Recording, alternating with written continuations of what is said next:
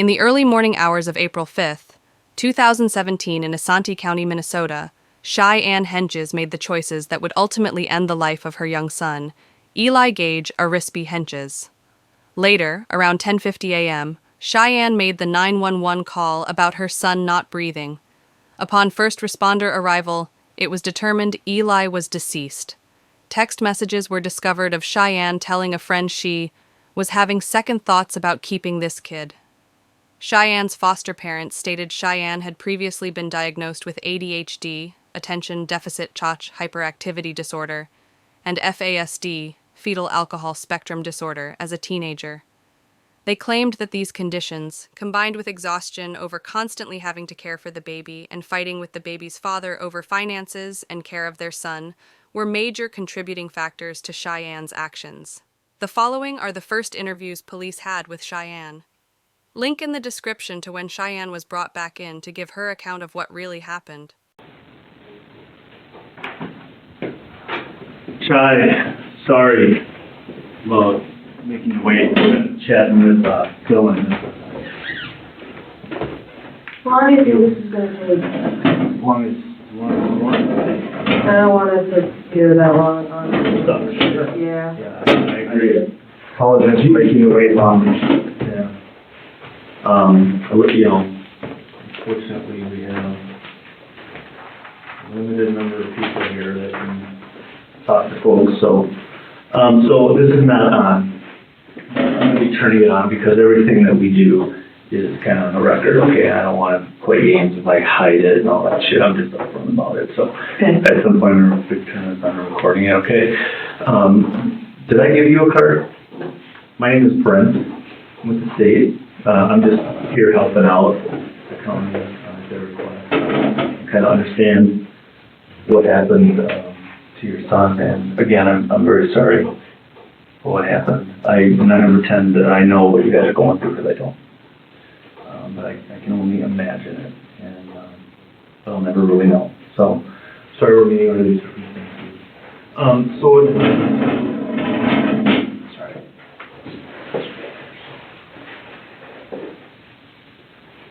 Before I turn this on, can I just get, Shy, S-H-Y, right? Yeah, space and... Okay. And then it's Hentges? Yeah, Hentges. What's your birthday, please? 10. Okay. Thanks. Just gotta do that. Don't let that bother you. Kind of generally, how long have you guys lived at that address in Braham? About a month and a couple weeks. Month and a couple weeks. So sometime in March or February? In the beginning of March. Beginning of March? Yeah. And so when you moved in, Eli was Like a month a old. month old? Yeah. Okay. And he was born on February 3rd? February 3rd, yeah. Okay. Which hospital? Cambridge. And you've been with Dylan for how long? Obviously 3 years. 3 years? Okay. And this is your First kid. First kid, Yep. okay. How was your pregnancy? Normal? Yeah. Was he premature or on He time? was or just 2 days early. 2 days? Yeah, Okay. he was fed. All right. And natural birth, C-section? C-section. Okay. Did he have any health problems when he was born? No. Nothing? Okay. Healthy baby boy? Yep. All right, good. And how about you? Did you have any Yeah, no, it's health fine. problems? Yeah. Okay. How long were you guys in the hospital when he was born? Till Monday. About like 1, we got How many days would that have been? 4. 4 days? Yeah. All right. And so when you guys got out of the hospital, where were you staying at the time? I stayed at my former foster parents' place, and he stayed at my parents' place until we got into this place. Do your former foster parents, what are their names? And Stu Schmidt. Okay. Do they live in Braham or? They live in Rock Creek. Okay. And so Dylan stayed with your mom in Braham? Yep. Okay. And I went there. Okay. So you spent about a month with Yeah. them? Okay. How'd that work out with you? Fine. Dylan, it was fine? Yeah. He was working? Yep. Is that kind of why he stayed? Yeah, because he had a ride from Braham to get to work, so. Okay, so you wouldn't have had a ride from Rock Creek? Right. Okay, well, glad. So you guys had to kind of do what you had to do. Yeah. And then you moved in sometime in March? Yep. Okay.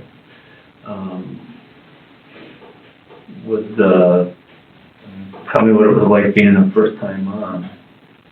Well, the whole reason why I went to my foster parents, because they took in a lot of babies as foster parents, so they knew what to do, so I stayed with them, so they could teach me, like, why you'd be crying at night and what to look for, you know, just so I could get comfortable being a first-time mom, but after I left, I was comfortable, I knew what to do, and... So they had some experience. Right. Don't take this the wrong way, but I'm just curious. How come you didn't go live with your mom? I don't know, I just felt more like they knew more of what to do with kids since they were foster parents and took them on a bunch of younger kids and babies, so. Did your mom have some struggles No. in her life prior? I mean, you said you had foster parents. Was there some? Yeah, both my parents, Yeah, had some issues when they were, okay. younger. Yeah, they seem, I actually didn't meet your dad, but your mom is doing okay, it seems like, as far as, did she have some drug issues or what was? Yeah, that in the past, In the past? yeah. Has that been happening this whole time? Every once in a while, yeah. Okay, all right, so, Stu and, Pam Yep, helped you out for about a month, yep, moved in with Dylan. Is that the first time you guys have lived together? yeah. Okay. Tell me about Eli as a newborn. Is he growing, Yeah, eating he's healthy? Yep. Every doctor's appointment, he was always in the 50th percentile of like his weight, his height, and everything. He was a very healthy baby. He slept good. He barely ever cried. He was never colicky, nothing. Ate his bottles like on time, like as an hours. Okay. And like he was good. So he Never had, had like, any. Yeah. set He was good. schedule? Yeah. Never had any problems with him. What about his sleeping habits, especially recently? How has He's he, been sleeping normal how many times did he wake up at night? once or twice. Yeah, just because he's hungry or Yeah. or something else? Feed him a bottle, change his diaper, and then put him back to bed. Yeah. Would he, when you put him in bed, would he fall asleep first and then you put him in bed, or did he kind of cry and then fall asleep? He'd cry a little bit and then fall asleep. Yeah. And was he, when you guys would put him to bed, on his back, on his tummy? Tummy, okay. Like he has just been sleeping on his stomach for like 3 weeks, the first like month, and then like the first 2 weeks when we moved in, he was sleeping on his back. Mm-hmm. Okay. What changed there between him being on his back and being on his tummy? He just never would sleep on his back. Yeah. He'd get up more often at night, and then I talked to the doctor just to see if it was okay to sleep him on his tummy, and she said that was totally okay. Good. Yeah, okay.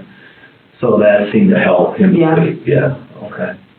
All right, and, what was kind of the arrangement with you and Dylan as far as childcare goes? Like, if the baby woke up at 2 in the morning, who? I would take care of him during the week, because he would have to get up at 4:30 for work. Okay, So during the week, I would take care of him, and then during the weekend, he would help me. yeah, so then you would take over, waking up and Yeah. feeding and all that? See, Once he came home from work, he'd do the feeding and stuff till he went to bed, but I woke up with him at night. okay. So it sounds like you guys had partnership Yeah. and Pretty had a much. plan, and he seemed pretty excited about being a dad? Or was he Yeah, scared? it was, I think at first, Okay. it was all new Yeah, for both of us, and then once we actually both got used to being parents and stuff, it was a lot easier. yeah, okay. I mean, I talked to your mom briefly, and your mom was saying, you know, she was very impressed with how Dylan was with Eli, you know, he was very attentive. Yeah, it made him a different person. Yeah, and that happens, especially the guys, that does happen. So that's good, I think, because we were talking to Dylan for a while, and, you know, he had some struggles in his life too, with drug addiction and Yeah, kind of small crime stuff, you know, nothing major. yeah, he had a dumb part of his life. Yeah, everybody does to a degree, right? Okay. Are you working anywhere right now? Outside the home, working with a baby, having a baby, that's work. Right. Any additional work outside? I was, and then I went on maternity leave, and then actually this week they just called me to come back, but then all this happened. Where at? Subway right in Braham. Okay, is that where you worked before then? Yep. Okay, so they called you back and said, Yep. come on back. Mm-hmm. Was Dylan's job, was that enough to kind of cover the bills? Oh yeah, we could, from what he made, all our bills, we could live off what he has right now. Okay, so there wasn't any financial stress Mhm. really going on? No. Okay, all right, well, that's good. So, I guess, you know, what we'd like to just kind of go over is what happened as best as you understand it. Because, you know, this is a terrible thing, and we really, you know, want to help you guys come to an understanding of what happened to Eli. And so any information that you can provide that'll help us, help the medical examiner kind of understand what's going on fully. Because, you know, the medical examiner, that's just one part of it. And, you know, what you guys have as the parents, your information is invaluable, right? We can have a clearer picture of Eli's short life. You know what I'm saying? Right. So, can you walk us through, I guess maybe start on Tuesday night? Tuesday afternoon, I mean, how was he on Tuesday? He was fine Tuesday. Even my mom saw, my friend came over and saw him, and she was holding him and everything. We gave him a bath a couple hours before we laid him down. He was fine, smiling, acting totally like he normally would, and then laid him down between like 9 and 9:30, and then he got up around 2. I fed him a bottle, totally fine still smiling, happy, everything. Changed his diaper, laid him back down, checked him before Dylan went to work at like 4:45. He was fine, sleeping, breathing, and then I checked him at 10:45 and he wasn't breathing, and my monitor was on, and I wake up every time I hear him crying because it's right next to my head out loud.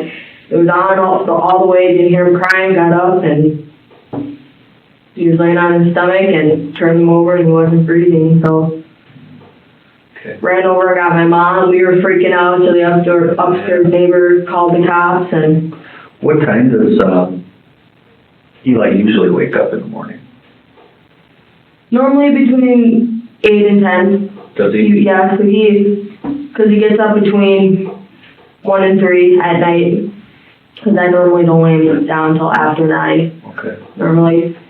Yeah, and he normally doesn't get up till 8 or between 8 and 10. Yeah, okay. And So I didn't think anything of it, you Sure. know, so, but he sleeps a little later, yeah. usually. Okay. So just going back to Tuesday night then. What time did Dylan get home? Tuesday night? From work. Yeah. Probably like 3:30, 3:45. Is that usually when he kind of Yeah. gets home? Okay. And then what's kind of the routine with Eli then, once Dad gets home? What do you guys do? He normally takes the reins on him, Okay. as in when he's ready to feed, when he's ready to have diaper change, if he gets a bath, if it's ready, like his bath day, or he just hangs out with them, holds them, you know. Yeah. Plays with them. Yeah. Gives you a little break Mhm. from all the duties you had. Okay. And so did Dylan give him a bath last night, or did you? We both gave I him. can say last night, but Tuesday night. Yeah, we both gave him. Okay. And where do you guys bathe him? We have a baby bath thing, and we put it on the counter and fill it up with water. Okay. Probably wasn't that. He does. He loves that. Babies love being naked and take a bath. So I've learned. And his Eli's temperament and everything like that was normal. Yeah. Eating normally, Mhm. no abnormal fussing or Mhm. crying. Okay. And he went to bed 8:30 or 9. Between 9 and 9:30. 9:30. What time did Dylan go to bed? He went to bed by like 8:30. He always goes to bed by 8:30. He's got an early day, right? Mhm. After you put Eli to bed, he fell asleep Mhm. right away? Yep. Okay, and then what did you do? I went over and talked with my mom for a little bit, and I had the baby monitor on, just told Dylan so you could hear him, and then I came back and went to bed. About what time was that? Approximately. I don't know, 10, 15 maybe. I wasn't really watching, I know it was like 10 something, but I know it was before 10:30. That 10 o'clock hour Yeah. sometime? Okay. All right. And then baby woke up around 2? Yeah. Do you remember exactly what time it was? No. I just know it was like around 2. 2 a.m. Yeah. Okay. And changed bed? Yep. And you fell right back to sleep? Yep, takes about a half an hour to feed them and change them. Did Dylan get up? Nope. Did he even hear the baby? Or let you wake up at all? Like when you got out of bed or? I don't know if he was fully awake, but he did like roll over. So I don't know if he was fully awake, but Probably not, but, yeah. okay, but you didn't, there No. was no interaction with him? Mm-mm. Okay. And then when you came back to bed, after about a half hour, you think? You came back to bed? That he Okay. Yeah, so you put Eli back to bed, Yeah. and you think that took about a half hour? 20 minutes, half hour. Okay, Eli fell right back to bed. Mm-hmm. Okay, and he seemed fine. Mm-hmm. So, who else besides you and Dylan, who else watches Eli?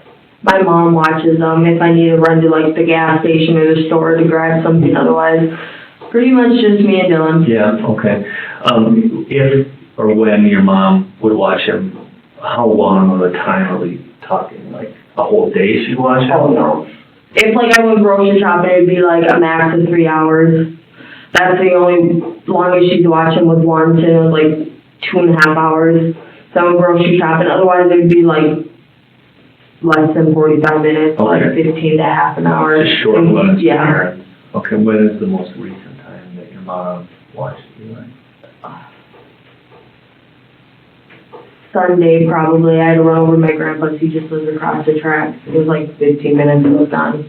Okay, and was he awake or sleeping? He was sleeping. Okay, and was he still sleeping when he came home? Yep. Okay. And then he woke up shortly after I got home. He knew you were home. Yeah. Okay, so everything's cool that day. Mhm. All right. But you don't have any babysitters that you use? No, gosh, no. Nothing like that? Not yet. Not yet? No. Okay.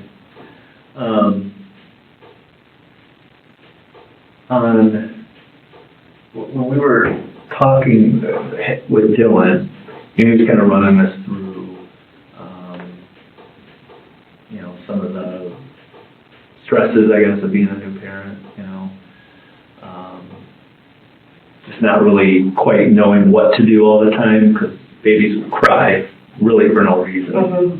Their diapers are clean, they've been fed, why are they crying, How did you handle that part of? Fine. Mostly, like when Dylan would hold him, sometimes he'd start crying, and then when he'd give him to me, he'd calm down. Just because I bonded with him more. Mm-hmm. But he didn't cry very much out of random. Okay. Like, it would only be if he wanted to be held, Yeah. most of the time, or if he was hungry, or he had a dirty diaper. Yeah. But otherwise, like, it'd be once in a blue moon, but he didn't cry very much, just to cry. Okay. So. Did Dylan ever watch Eli by himself for any extended periods of time? Not for long periods of time, Like, what would be the longest that he would maybe be with his son? 2 hours half Okay. without me. When's the most recent time? Saturday, I had to babysit my friend's family, and he stayed home and watched a movie before he came over with Eli over there. Okay, so Dylan and Eli stayed home Yep. this last Saturday Mhm. for about 2 hours Mhm. while you went to babysit. Mhm. Okay, and was that in Braham? Or Yep. Okay. And so when you say that Dylan and Eli came over to where you were at, Mhm. how did they get there? Walk. Okay, so it's not that far away. No, it's just literally right down the road. How did Eli seem that day? Fine. Yeah, okay. That's, like, he was totally fine. Even when I put him to bed Tuesday night, after I fed him at 2 a.m., he was totally fine. Yeah. Dylan liked being a dad, you think? Yeah. Yeah. Did you like being a mom? I loved it. Yeah. He's taking this whole thing really hard. Yeah, I can tell. Yeah. by He's himself? very quiet and not very talkative. That's not how he usually is? No. Okay. Not at all. Do you have worries about him? Sometimes. Especially now with what happened? Yeah, I feel like he's gonna go off the deep end, but he's been pretty good. Go back to doing drugs. Think so? But I think if he just has like people to support him and be there for him, and him not be alone all the time and to think, I think he'll do fine. I think you're probably right. I mean, especially, being by yourself and isolated like that. Yeah. It can cause your brain to go. Yeah.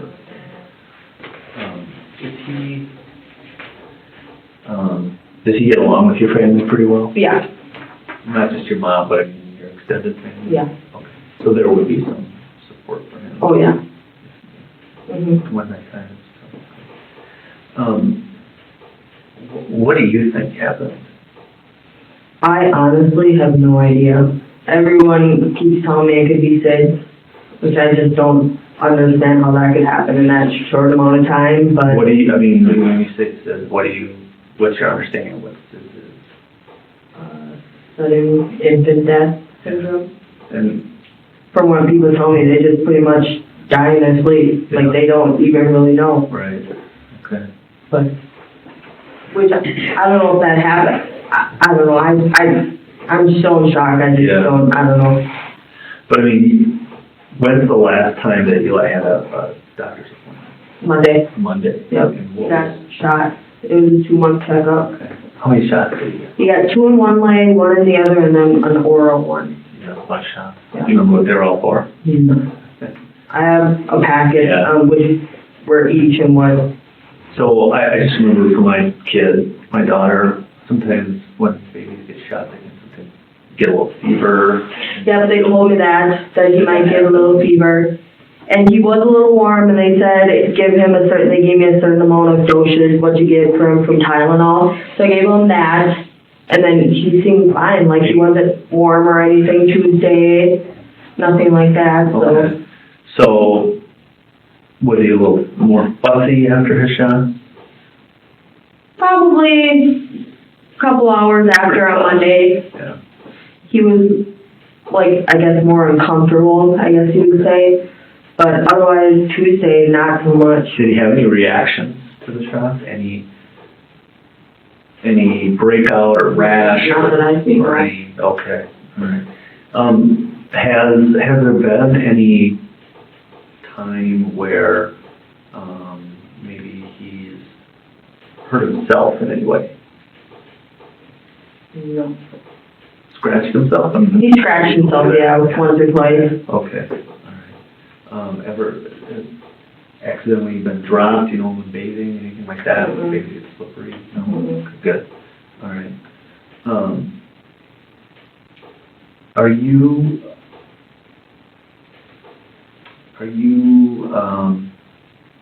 comfortable with, Dylan being with the baby?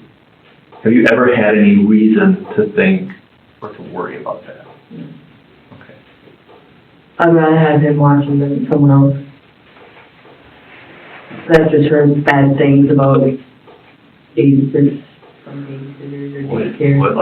What have you heard? I mean, I don't know. bad things Like too. abuse or not feeding or stuff like that. So I wasn't really comfortable having a lot of people. Yeah, and I think that's totally normal, honestly. We were very protective of our daughter when she was born. Took a while before I let my mom watch her, but, but you eventually do, so. Yep. When Dylan would come home, you talked about how you guys would share the reins and stuff. Was it the fact that Dylan wanted his time, he was excited to come through the door, would he act? Yeah. He was excited to get home and be with Eli? Mm-hmm. Okay, and you stressed that he fed him, he washed him, bathed him, got him out of clothes or put him in jammies. Yep. Now, so when he was doing that, would you make supper? What was your time? Did you have time to go for a walk? I would do like What did you do then for yourself? laundry or dishes or get supper ready or pack his lunch for the next day or if Eli had an appointment or something for the next day, get stuff ready for tomorrow, stuff Sure. like that. Were there nights that Dylan came home, or when he came home that you just said, absolutely need a break and you would just go lay down and take a nap and then he would have the baby for long periods of time, or vice versa? Or were there times where he just didn't want to watch a baby because he was wore out from a day and he wanted to go rest? And I mean, the burden fell on you. Did you guys have nights like that? I know I did. Once or twice, yeah, but we worked them out. Okay. But, so on an average week, if we said 5 days a week that Dylan worked, or 4 days a week, how many days of the week would that routine work where he was excited to come home and boom, it was Eli time for him and then you would do your stuff? Mostly every day. Mostly every day? Mm-hmm. Okay. I wouldn't even have to ask him some of the times to do it. He was that good of a dad. I mean, he was excited. It was his joy to see him. Now, were you going on walks with the baby? Yeah, we went on walks. Yeah. Okay. And would you visit a lot of people, or was it just walking around town and?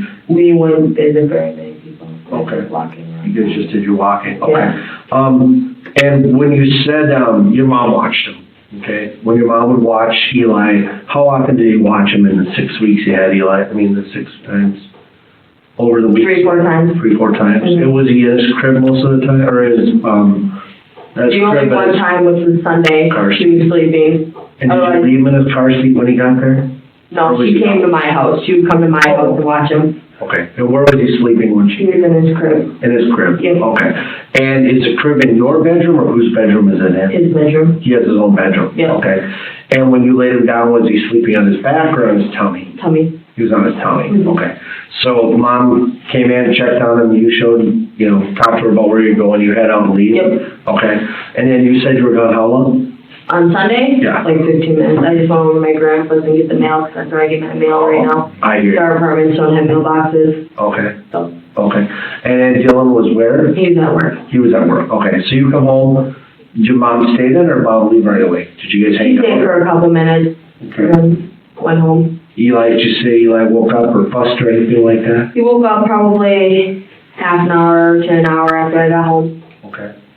And then did you hold him, play with him? What did you? I held him, fed him, changed his diaper, held him, played with him till Dylan got home, and then he took him. Okay.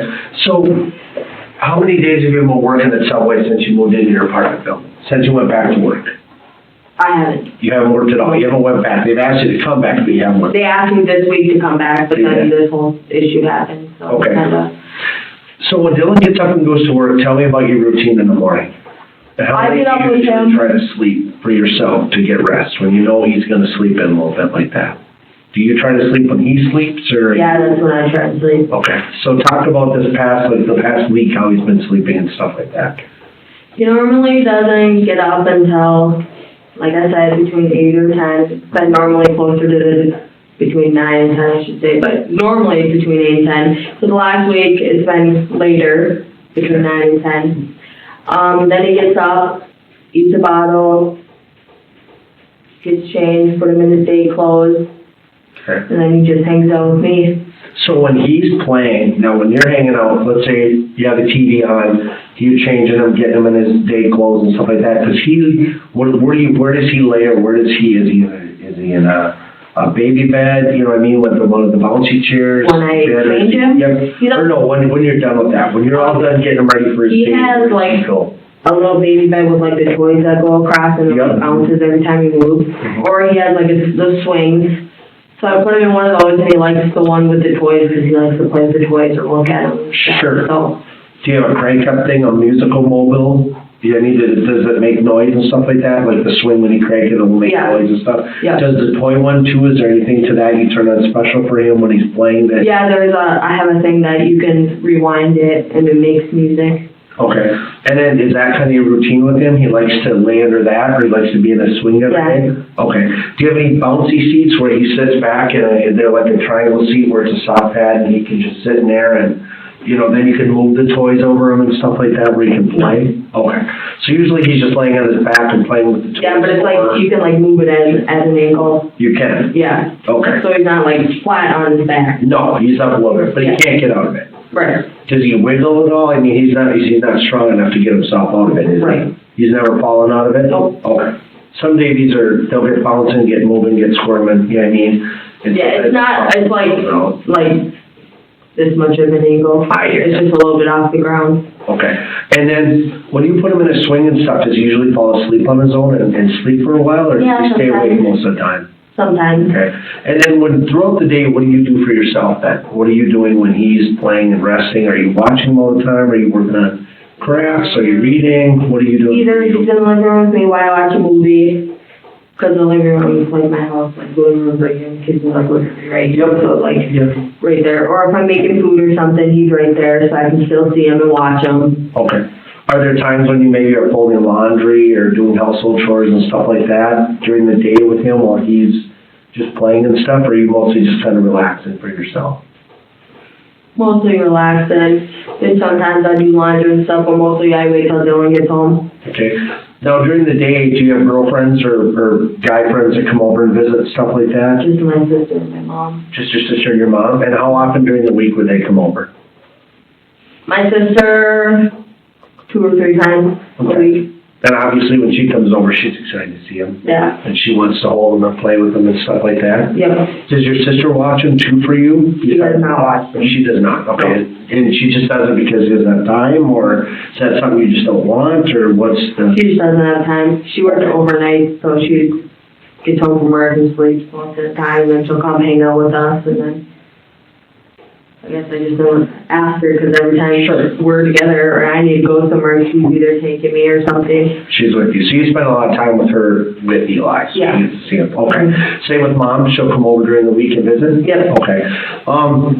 Any times in the last few weeks where you have had any times where Eli has just been really fussy, where you couldn't figure out, babies get teething, or after they get shots, they get really high fevers, and they're just cranky. They're just being colicky and stuff like that. Any times that you can remember in the last few weeks where you've really had a time where you're like, wow, he just is super fussy, and you called Pam or Stu or your mom and said, I just can't figure out what's wrong with Eli, why he's so fussy? Probably once last week. I don't remember the day. But he just pretty much just wanted to be held. Like every time I put him down, he would cry. Okay. And so then did you hold him most of the day then and Pretty feed him, or what did you do with him to keep him to get Just him held him relaxed? next to me pretty much the whole day. It was kind of a lazy day. We pretty much just went back and watched movies. Okay. How many days have you had like that from day one with Eli? Not very much. Not very much. If you were to count on your hand, would you say 2, 5, 7? Probably less than 6. Less than 6? Mhm. Okay. And it's pretty common sometimes with the baby that they get fussy and stuff. Right.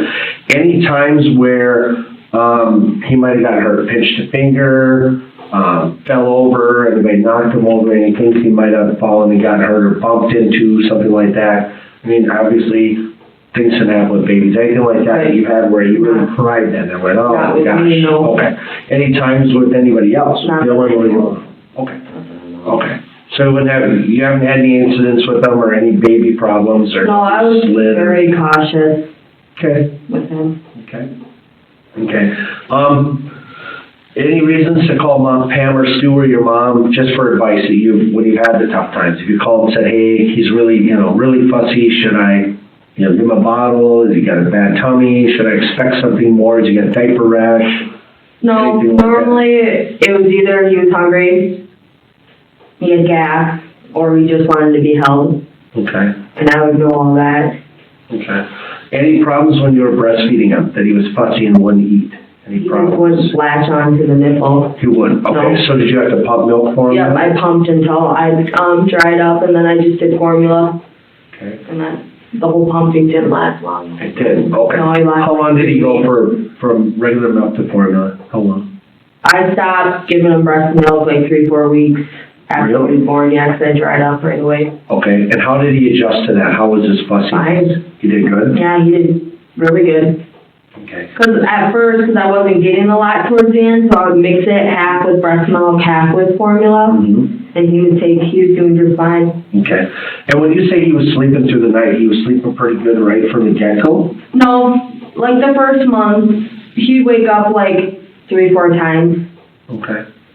That's not very easy, is it? No. You gotta take shifts or Yeah. choose out. And I suppose when Dylan's working full-time, you're feeling the responsibility as mom and to say, hey, I know you're tired, I know you're working hard, I'll get up with them. How did that routine work for the first couple weeks? That was fun. But you were at Pam and Stu's, is that correct? Or Yep. not? But on weekends I went to my mom's with Eli. Okay, But then on weekends he could help with them. okay. How were things at Pam and Stu's when you first started? Oh, totally fine. They were totally fine, but Yeah. were they helping you get up in the night too, or Yep. were you always the one? No, they would help me. Okay, so how long were you there with Eli at Pam and Stu's? Do you think? Right after we got out of the hospital, so we got out this, I don't know, so I was 6 or 7. But I went right to their house and then we moved into our house like the first 4 days of March. Okay. So I was a month probably. Oh, so you were there for quite a while? Yeah. Okay, okay. And you know, and I know Brent can attest to this, those are the hardest times. You know what I mean? The hardest times are the midnight feedings and 2 in the morning feedings, especially for a mom who has to breastfeed, first of all, or pump milk, because, you know, my wife would put milk in her bottles in the fridge and you have to warm them up and stuff like that. But because you're, you know, the baby's crying, obviously you gotta change them. Once you get them changed, then you're gonna feed them and stuff like that. You know, when you moved home, obviously you didn't have Pam and Stu to help you. So how did that go for you and Dylan as far as the first week of adjustment of doing that at night? It was fine for me. Okay. I was used to it, getting up with them. It was nothing new to me when we got into our new place. So. How often did Dylan help you when you first moved into the apartment? With that, the first couple of weeks you guys were there, how did that go first? He helped me when I asked him to help. But otherwise, I pretty much did it just because he was working and stuff. But Okay. Did you ever have any nights where you were just like, Dylan, I can't, I need to rest? yeah, once Please or get up with twice, Eli and he just. did it. You did it? Okay. Yep. And how was he about it? Totally fine. He was good? Yep. Okay. And when he would wake up, how long would you say he'd be up? A half hour maybe? Yeah. And what times do you think he was waking up consistently for you? It was always between 1 and 3. 1 and 3? Yeah. And then he would sleep, so when you put him down about 9 or 10, you said? Yeah. So he'd sleep for 3-4 hours, feed him, and then you said from 3 to 8 or almost 10 o'clock he would sleep for you then? Yeah. He'd sleep longer after he got that midnight feeding? Yeah. Okay. And then, did you sleep until Eli woke up, or did you usually wake up on your own and then do stuff and then he would wake up? It was not every other, but sometimes I'd wake up and get my stuff done until he woke up, or else once he started crying, I could hear him on the baby monitor, so I'd get up and then get ready for the day and feed him and stuff like that. Okay. Tell me about your hardest day being a mom in all the 6 weeks and what it revolved in and how did it go? Everybody's had those days where you're like, you want Probably to the pull your first hair night out. I got out of the hospital, Okay. just because I was still new, didn't know what to do, and he was waking up 4 or 5 times a night, eating, and he just didn't want to go back to sleep. And it was hard because I just wanted to sleep. I hear you. Have you had any of those days along the way where he's gave you trouble, where you've been very frustrated? Mm-hmm. Okay. Any concerns for Eli about his growing or anything like that? Did the doc say anything that, you said he's in the 50th percentile, so he's good, right? Yeah, he's for everything, height, weight. Okay. Any concerns when you went to the doctor on Monday? Did he say anything about how he's developing or how he looked or his color or his strength in his hands and testing? She said he was totally okay, Okay. healthy. And who was your doctor at Cambridge? His doctor is Dr. McDonald. Mine's Christopher's, Dr. Christopher. Okay. So who did you see on Monday there? McDonald. McDonald. His doctor, yeah. His doctor. That's your ped doctor? Yep. Okay. And what things went on at the doctor? Tell me about the exam you had with Eli when you went there. She came in, well, not the doctor, but the one that brings you in. She asked questions and stuff. Yep. And then she had me take his clothes off, put him in a clean diaper. We went and weighed him, got his height, and then she came in, put all that stuff in the computer, and then the doctor came in 5 minutes after she left. Looked at his hands, his ears, his eyes, looked inside his mouth, just pretty much checked his whole body out, and she said he was totally okay. Okay. And has he had a history of ear infections or anything? Babies always get ear He infections. hasn't got any yet. No nose issues? Nope. No stuff. So he's been very healthy. Yep. Wow. Good Yeah. for him. Have you been, prior to the appointment, have you been giving him anything? Baby Tylenol, baby aspirin, anything like that for? I was giving him gas drops but I had an appointment beginning of middle of February, and I told her I was giving them gas drops if that would change anything. She said that was totally okay. Okay. And why was that a suggestion you had, or was it something that Eli was showing signs of? Was he bloated? He had a lot of gas. Okay. So maybe his tummy is just... Yeah, so I figured those were helping. The doctor said that was totally okay. I was giving it to him, so. And where did you get it, or what kind of stuff was it, honey, that you were giving? I don't remember the name. I got it at the dollar store. Okay. Was it just some drop stuff? Yeah, it was drops. Okay. Did you give it to him orally? Yep. Or, okay. Yep. And then how often would you give that to him? Not very often. Not very often? No. And was there something he ate that he was gassier, or caused his tummy to be fussier? They just said formula, some certain formula could cause babies to have more gas. Okay. And where were you buying your formula at? Walmart. Walmart? Yeah. Okay. And were you guys getting any WIC help or anything like that? Yeah, on WIC. Okay, so you're coming to public health and meetings? Yep. Now, when you came to public health, did they do baby screenings? Were they checking Eli and stuff like that? They checked him. We had an appointment. I think it was 2 weeks after he got out of the hospital. And they checked him and everything, weighed him there and everything, did his height and everything, and they said he looked good too. Okay. How many times have you been to the WIC office since? Just once. Just the one time? Yep. And did they give you coupons and stuff like that? Have they given you coupons for diapers and similar? Just formula right now. Just formula? Yep. Okay. Good. Okay. Have you stayed consistent with what you're feeding Eli with this formula? Have you changed anything? No, he's been on the formula Okay. since he quit breast milk, so. And how has he been eating? Has his eating habits been very good? Yeah, he eats every 3-4 hours, 7 ounces. He does? Yeah. Okay. And did the doctor, I suppose, ask you these questions on Monday about how he's been eating, how he's been sleeping? Yep. And when the doctor checked and stuff, no issues with ears, no ear infections, no problems with his hands? Nope. Okay, no color issues? Nope. Being in the house, it's wintertime. Nope. Babies get kind of jaundicey, they don't get enough sunlight and stuff like that, that can happen. He's fine. Any jaundice issues when he was born? Yeah, A little bit? yeah.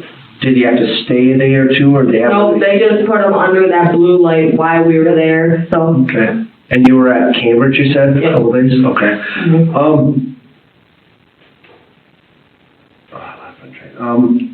When you were at the doctor's, how old is he now? 6 weeks? He was 6 weeks at that point? Monday, he was 2 months. 2 months old, so he's 8 weeks. Yeah. Okay. And you got 2 immunizations that day. Did you have your immunization book with you?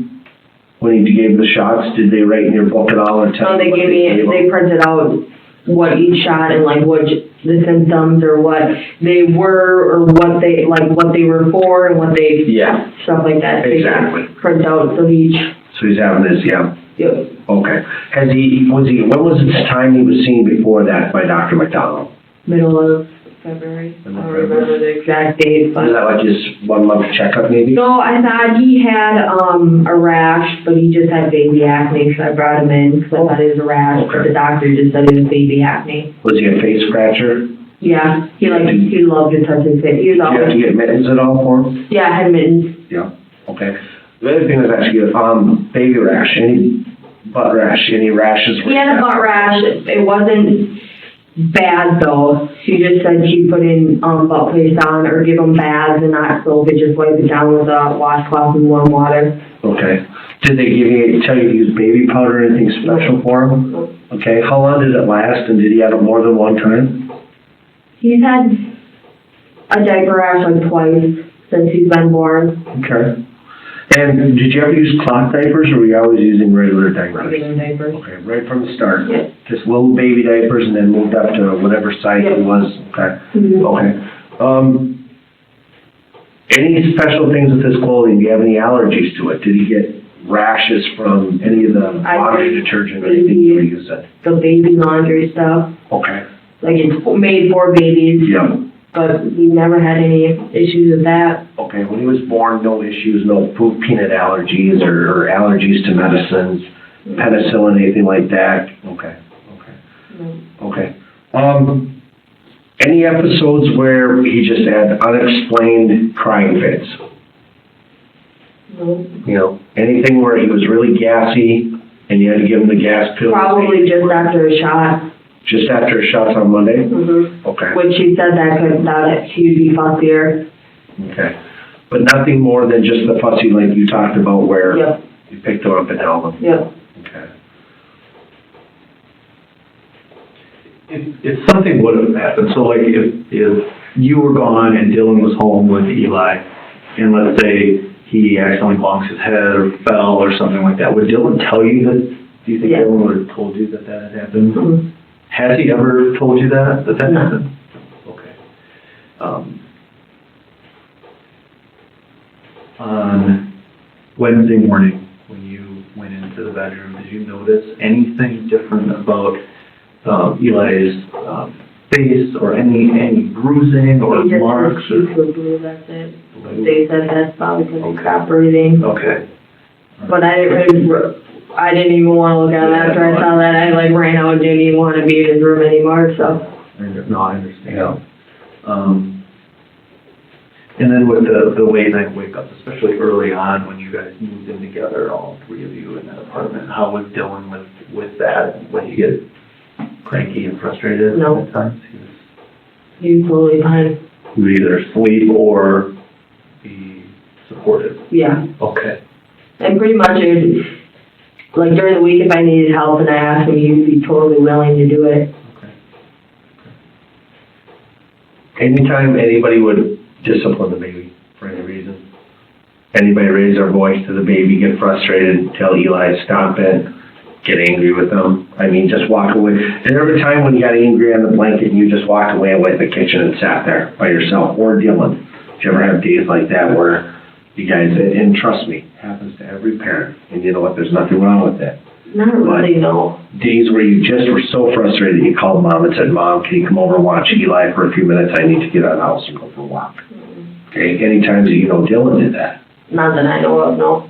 Okay. Which I doubt you'd tell me, which I doubt you did, if Okay. you'd tell me. Were there days, now, Dylan obviously talked about, you know, everybody has their days with the baby, they're frustrated and stuff like that. Were there days that he came home and you said, it was a tough day with Eli today? He was just, you know, fussy. I held him, he cried, I laid him down, he cried. I put him in his baby thing, he cried. He just had those days, and everybody has them.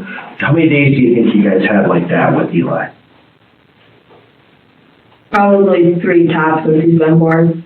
Okay, and how long was the longest fuss that he ever had? You really, really were like, oh my gosh, this is just crazy. You walk him around, you hold him a long Like time. an hour. An hour? Yeah. Okay, and what did you do to deal with that? How did you cope with that? What things worked and what did work for you?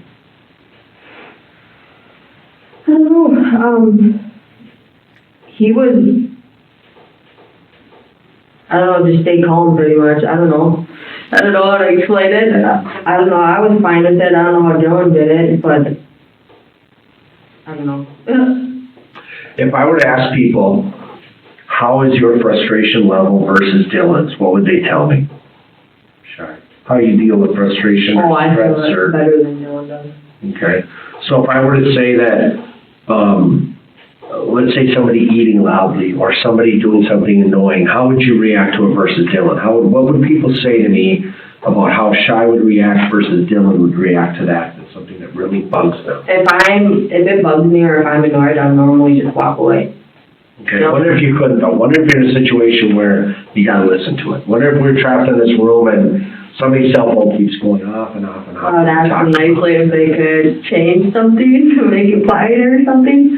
Okay. How would Dylan react to that? Dylan would get frustrated and mad. Okay. Does he act out? Yeah, sometimes. Okay. Has he acted out in the past before you had Eli when you guys were first dating and stuff like that? Yeah, and that's when he was back doing his drugs and Okay. stupid stuff.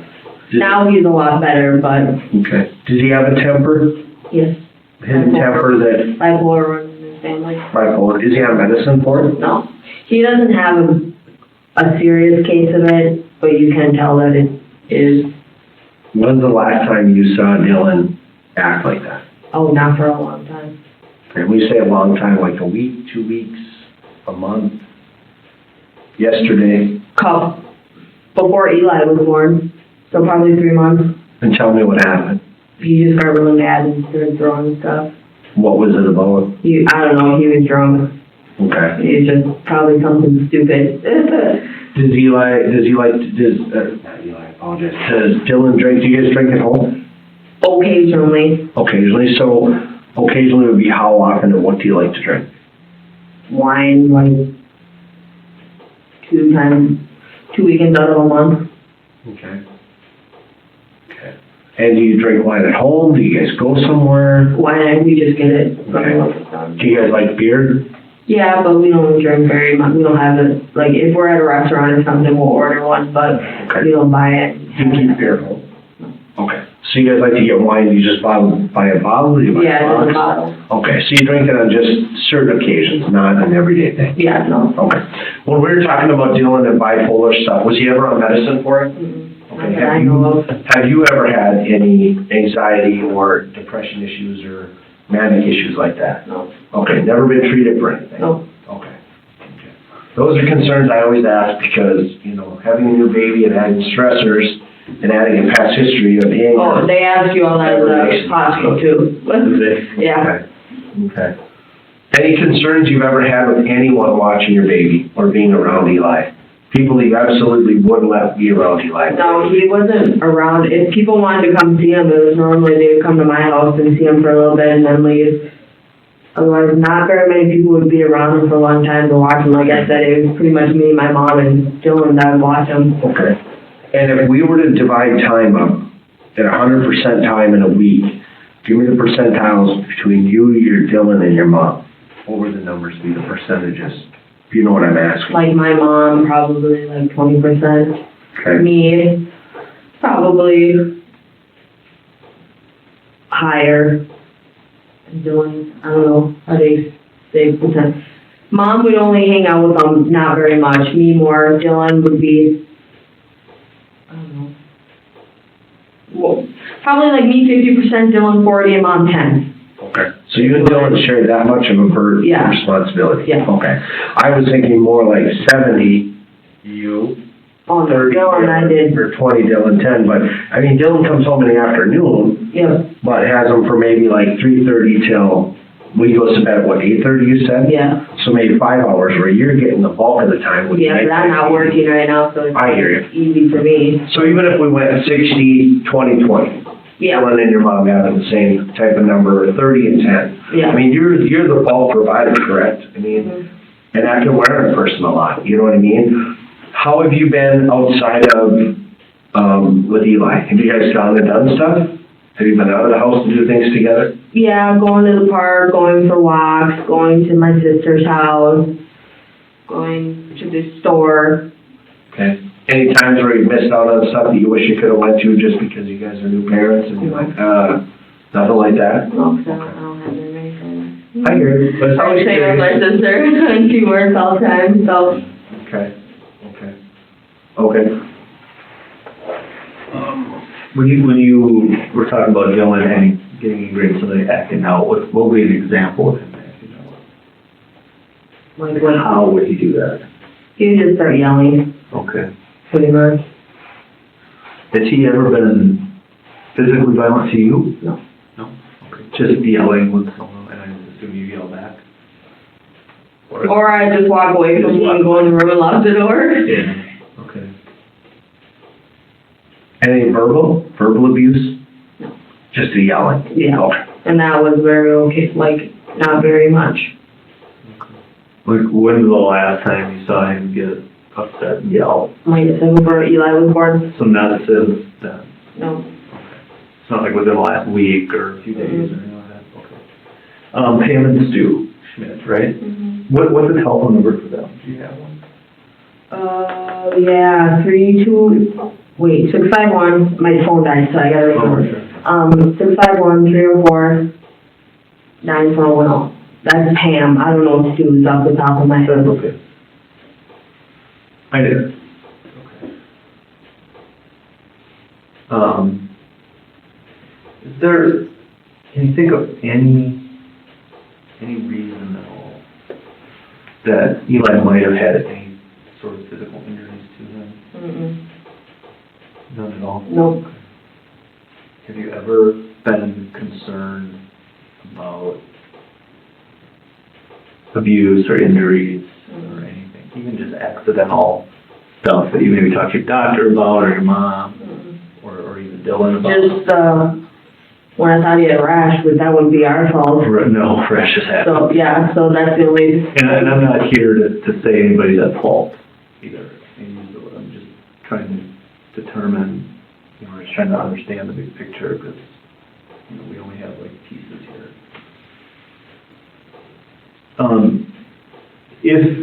If you would have seen or suspected any sort of injuries, who would you have told? The doctor, I would call the doctor, Yeah. and then see what she wanted me to do, and then bring him in. Would you tell Dylan? Yeah. Okay. And he would probably... Jill and I tell each other everything. Well, that I know of. I tell him everything. Yeah. You feel like your relationship is strong, Yeah. and you guys communicate as best you can. Mm-hmm. As best men and women can communicate, right? Right.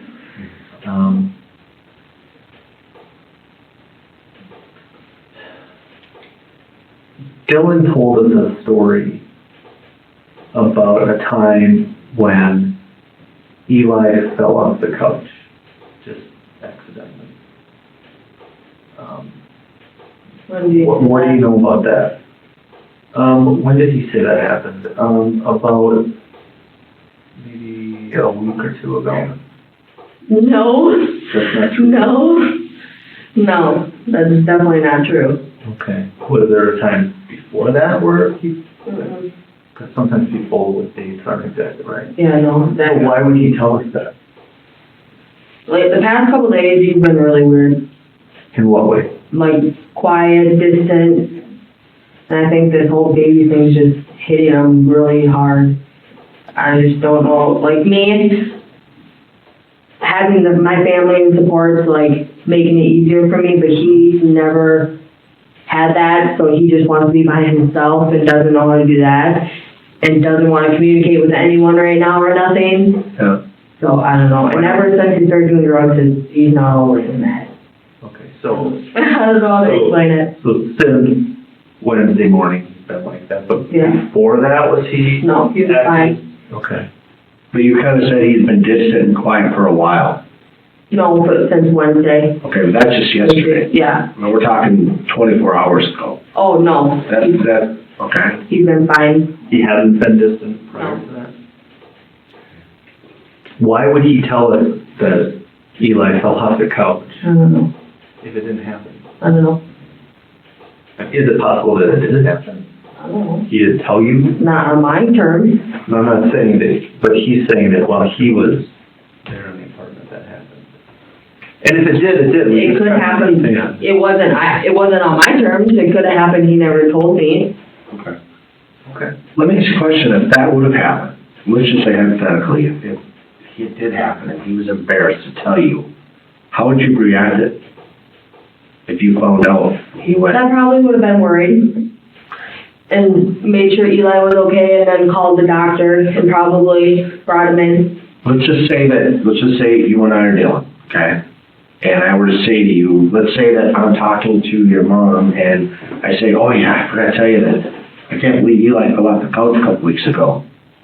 And you heard that for the first time. How would you react to that as a new mom? I'd be mad, probably raising my voice a little bit, saying you should have never had him on the couch and unsupervised, you should have, you know, stuff like that. Okay. How would Dylan would have reacted? How would that have went with you and you guys? He would have probably said the same thing. Right, he would have got mad and raised his voice. Okay. And obviously as a new mom, you would react like that. Yeah. Okay. So if that had happened, how would you feel about that? If he didn't tell you that it did happen, he's scared to tell you or embarrassed or wouldn't even tell your mom and went, oh, it did happen. And, you know, he feels Like guilty about it. And maybe he told us, maybe he said that happened and he did it and he doesn't want to tell you or your mom because he's scared and embarrassed that, man, I let my baby fall. That it happens to everyone. Well, not everyone, but like everyone has a little incident. I don't know. If he would have told me up front, I probably wouldn't have been so mad. I just said you should have been supervising him and not had him on the couch. You should have laid him on the floor or something. Mm-hmm. Let me ask you a question. Truthfully, between us three in this room, has anything like that happened with Eli with you? No.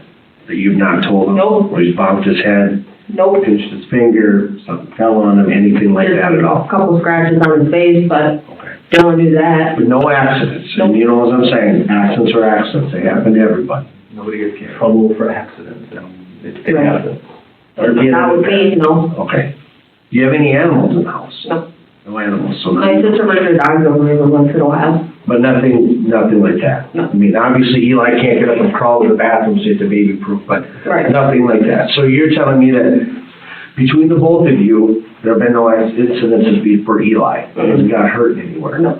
Arm pinched or stuck in the onesie or anything like that, or anything that you got caught in the crib fund? No. Got an arm caught or anything, or a leg? Okay, nothing like that has happened with him? Okay. Anybody, and I asked you this before, anybody that swatted him on the butt or shook him or got angry and said, Eli, stop? Okay. Nothing with you at all? No. Okay. And you know, we ask these questions Yeah. because the fact for us is that we have to speak for Eli, and that's why I told you at the, you know, as I said, Eli can't talk for himself, you know? And unfortunately, babies can't tell us that they're being hurt or they're in danger, and that's why you bring them to WIC, that's why you bring them to the doctor and you have them examined. Right. Okay. Okay. Anything that would bring alarming to us that we should know about that would come up in the autopsy, that they would say, hey, you know, this has happened, or Eli had this accident, or fell on his head, or, you know, that babies get flat heads. Okay, that's why you rotate your baby so it doesn't get a flat head and the head wears out. Anything like that happened with Eli, where his head got deformed, it can happen. Nothing. No injuries, no nothing with Eli. No, well, except for Dylan did really trouble, and that's about it, but Yeah. Okay. like, his appointment went really good. Doctor didn't find nothing abnormal or nothing. Okay. When the doctor held him, did he pick him up and did the nurse handle Eli? Yeah. And physically pick him up Yep. and move him around? And did he fuss at all? No, Okay, so nothing the doctor... just when he got a shot. Just when he got shot? Okay. When he got home that day, any fevers? Just that Monday night, and then I gave him his dosage of Tylenol and all that they told me to, and Okay. Tuesday he didn't have a warm head, he wasn't hot or nothing, didn't have a temperature or nothing. Okay, but no fussiness after that. So nothing that caused you alarm or worry to say, oh, he's acting fussy before I put him down. Because I would notice if he was acting not normal or not himself. Okay. In the mornings before Dylan goes to work, does he check on Eli? I do. You do, but I mean, when he gets up to go to work, does he go in and kiss the baby? Everyone can touch him? everyone I mean, that was one of my things, and I went and always touch my baby's back to make sure, because God knows you never know if they're breathing or not sometimes. You get up in the middle of the night, you go touch them, but would it be common for him to walk in the bedroom and, you know, just... Not every day, but probably like 2-3 times a week, yeah. Okay. Do you remember if he did that on Tuesday? No. Or on Wednesday morning? Okay, so nothing in the I checked past. on Wednesday morning, And that was at 4:45, 4:45. yeah. And how was he then? He's fine, Sleeping on his tummy, on his on back? his tummy. Okay. Quiet? And does he coo? Does he make noises when he sleeps? Does he gurgle? Anything that when you go, oh, that's just him making noise, you know, baby's coo and stuff? Yeah, no. Anything that caught your mind or made you feel it? Okay. So Wednesday morning, when you woke up and you went in, tell me about what happened. Tell me how you woke up or what happened for you to wake up and go, okay, I haven't heard Eli making any noise. I don't know, I just woke up out of nowhere. And I thought my monitor was shut off, which it wasn't, it was on high, and I didn't hear him. And Eli has a little, like, baby singing thing, one of those singing things, and that was on it. He has that on every night, and that was on last night, or the night that he went to bed, but it wasn't on in the morning, so I think the batteries died, which I did, because I checked it, and the batteries died, so that wasn't on. So I got up, made his bottle, and the one in there looked at him. He was kind of like up at an angle, like his butt was in the air a little bit. So he was still on his stomach, but I rolled him over and he wasn't breathing. And then I ran over to my mom's, and I didn't really look at it, I just seen that, and then I just kind of like freaked out and ran to my mom's and started freaking out. Okay. Was it normal for his butt to be up like that? Sometimes, yeah.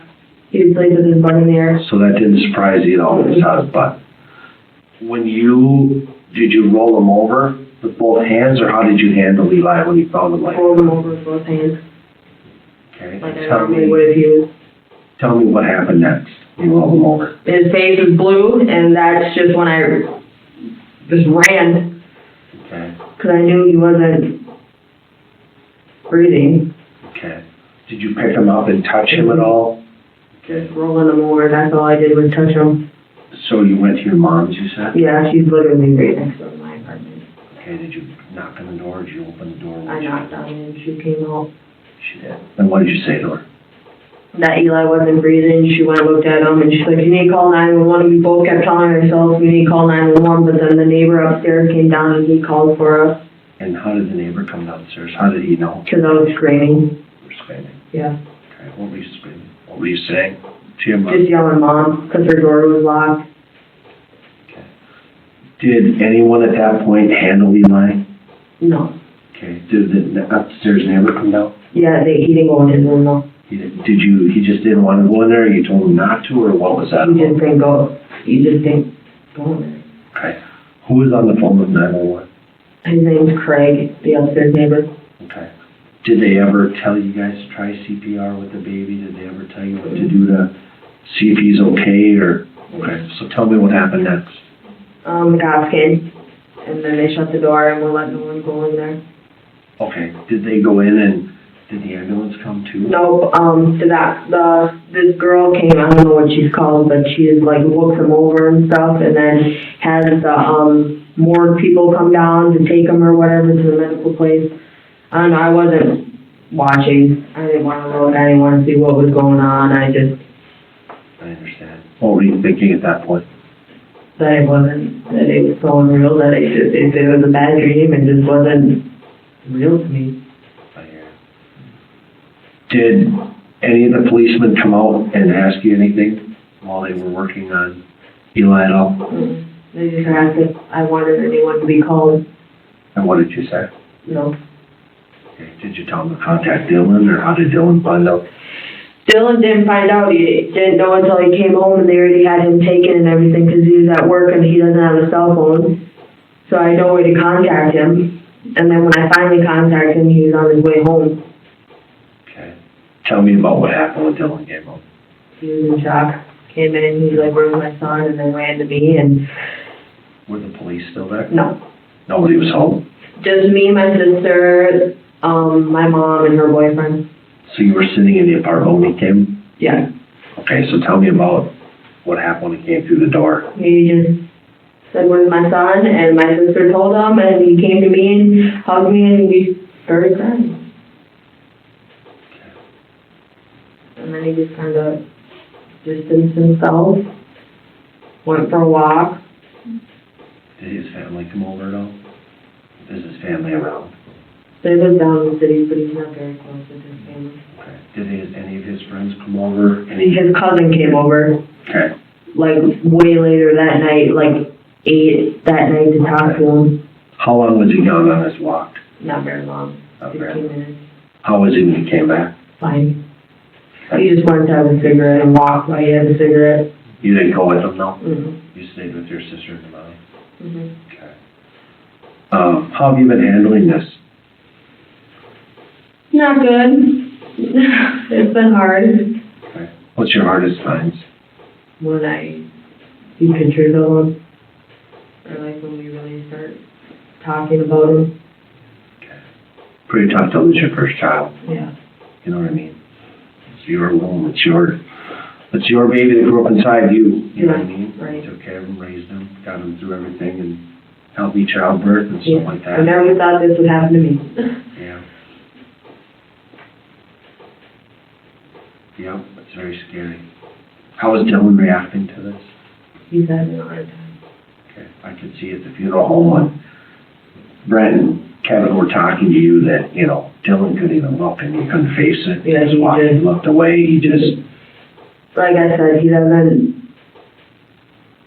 I know how he is because I've never had, like, I've had deaths, like my cousin died, my closest cousin, when we were together. But he's never had a death on his side since we've been together, so I've never seen him, how he handles this kind of stuff. But he doesn't like support, like he'd rather be by himself. He doesn't want to be with family or people talking to him, and like when you start talking, like he's just super quiet, he just sits there with his head down. Okay. Has he made any comments about hurting himself or being that upset that he doesn't want to live or anything like that? How about yourself? How have you felt through this? I mean, you've had your mom, obviously your sister, but I mean, people go through different ranges of emotions, you know what I mean? Grieving, you're gonna go through a lot of grieving, stuff like that, you know, Shy, and those are important things. You know, like I told you today, so you surround yourself with friends and family and stuff like that. So, I mean, that's my biggest concern about how people react to the loss of a child. You know, loss of a parent, loss of a relative, brother, sister, stuff like that. You know what I mean? And, Right. you know, obviously your mom was upset today when Brad talked to her because that's her grandchild. You know, does your sister have children? No. Okay, so this is a first baby. Yeah. In the- Her boyfriend's sister has 4 kids. Okay, but this is her first baby, her Yeah. first grandbaby. Yeah. I mean, you're her baby's baby. You Mhm. know what I mean? Are you the oldest or youngest? Youngest. She's older than me. Okay. When you got up at 4:45 on Wednesday morning to check on Eli, was Dylan there? He was just getting up.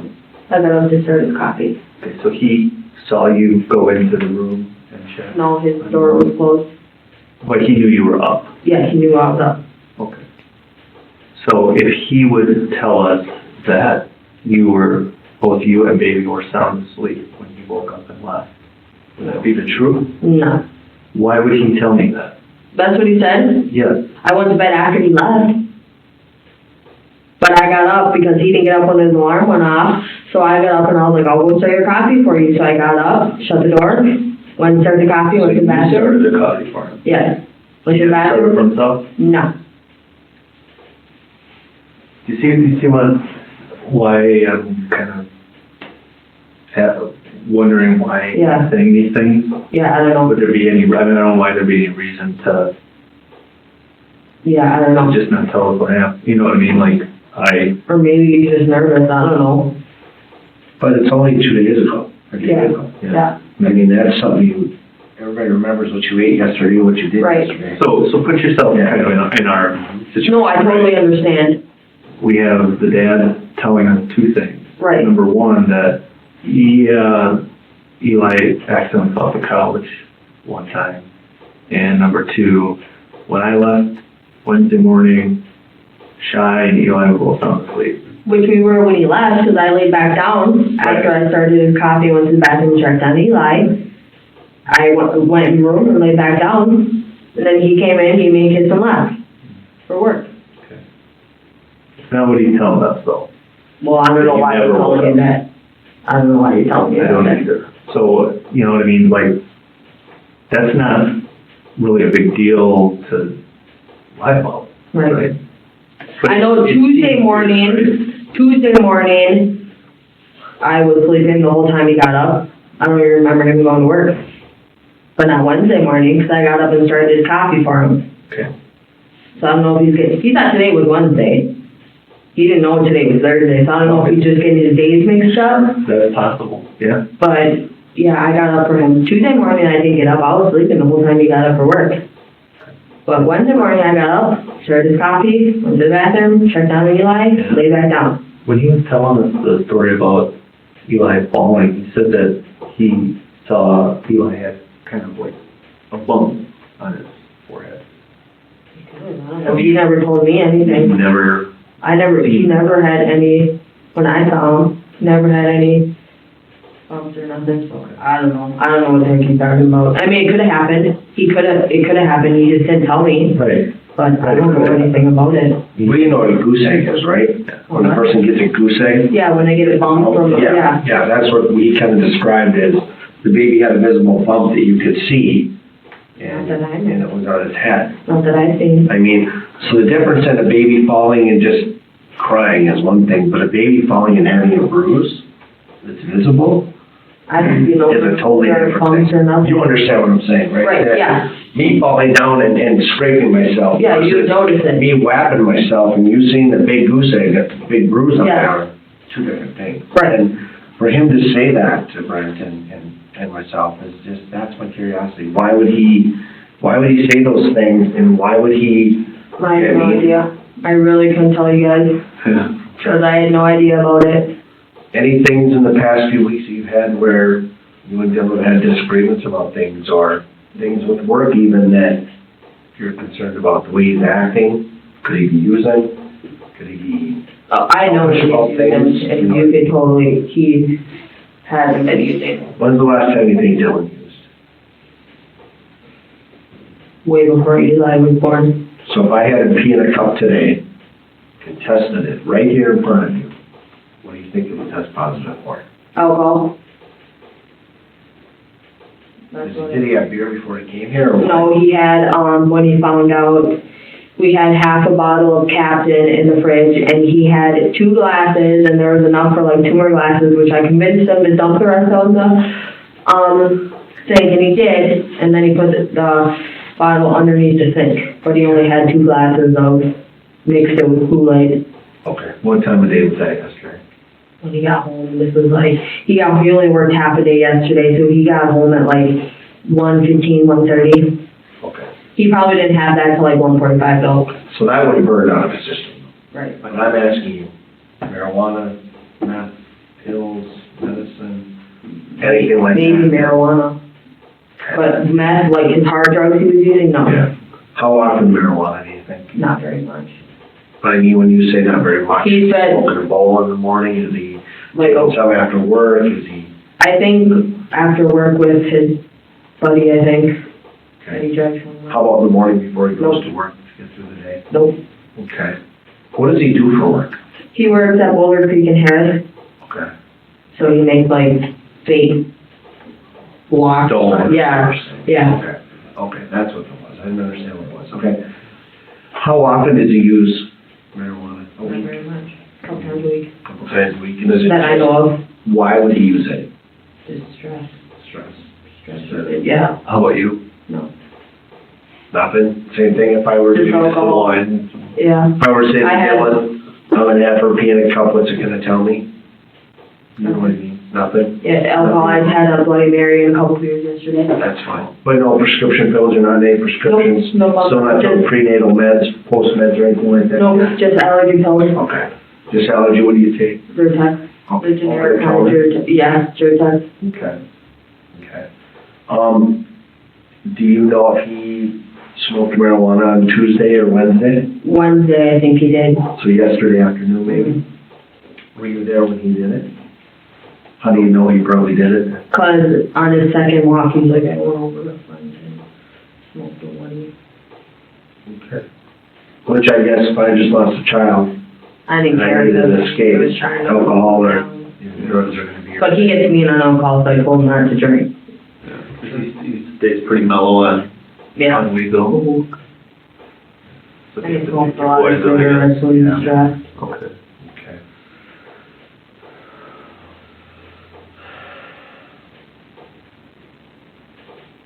Any concerns you have? Anything you're worried about that with the autopsy, the SID stuff? I mean, obviously, an unexplained death with a blue baby is the first thing we're gonna think of, is SIDS, correct? That's what everyone's been telling me, That's the first thing I think of. which I never even knew about that until people started telling me. Anything in the crib that the officers asked you about? Any beads No. or blankets? There's there's a couple blankets laid down on his crib. But they didn't ask me anything about the blankets or nothing else in his crib, so. When the lady came, she's the coroner, assistant coroner, they call her, she's the ME, the medical examiner. What kind of things did she talk to you about? She just asked me what happened, how I found him, how he was positioned, when I found him, and everything like that. Okay.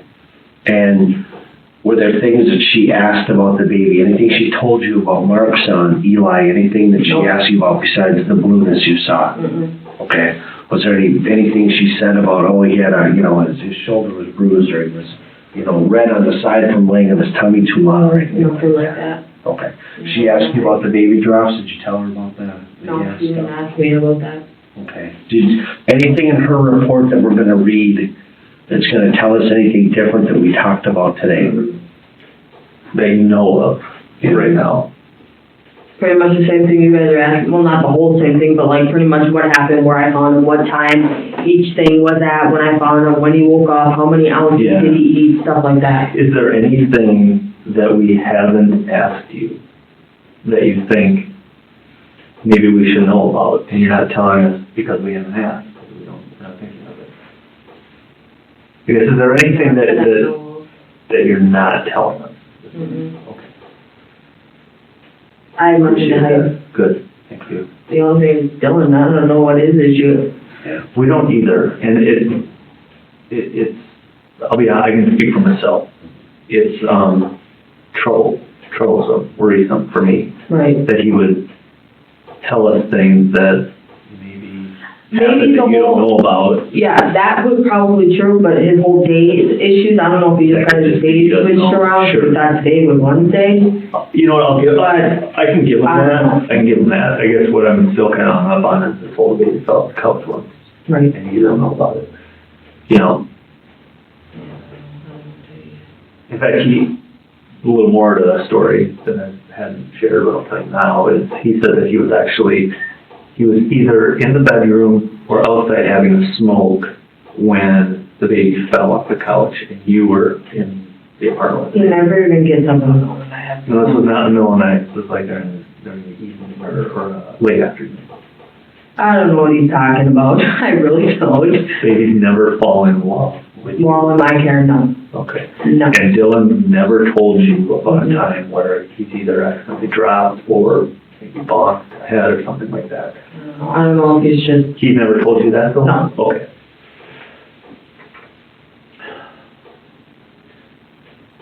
So everything that we're talking about right now, about what you know about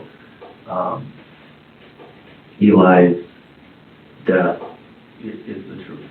Okay. Yeah. And you're not covering for... no, it's the same for the officers and the coronary lady. And I'm not trying to be confrontational with you, but if I don't ask the question, you know what I mean, then people ask me, well, why didn't you ask the question? So I gotta ask the hard question. No, I understand. Okay.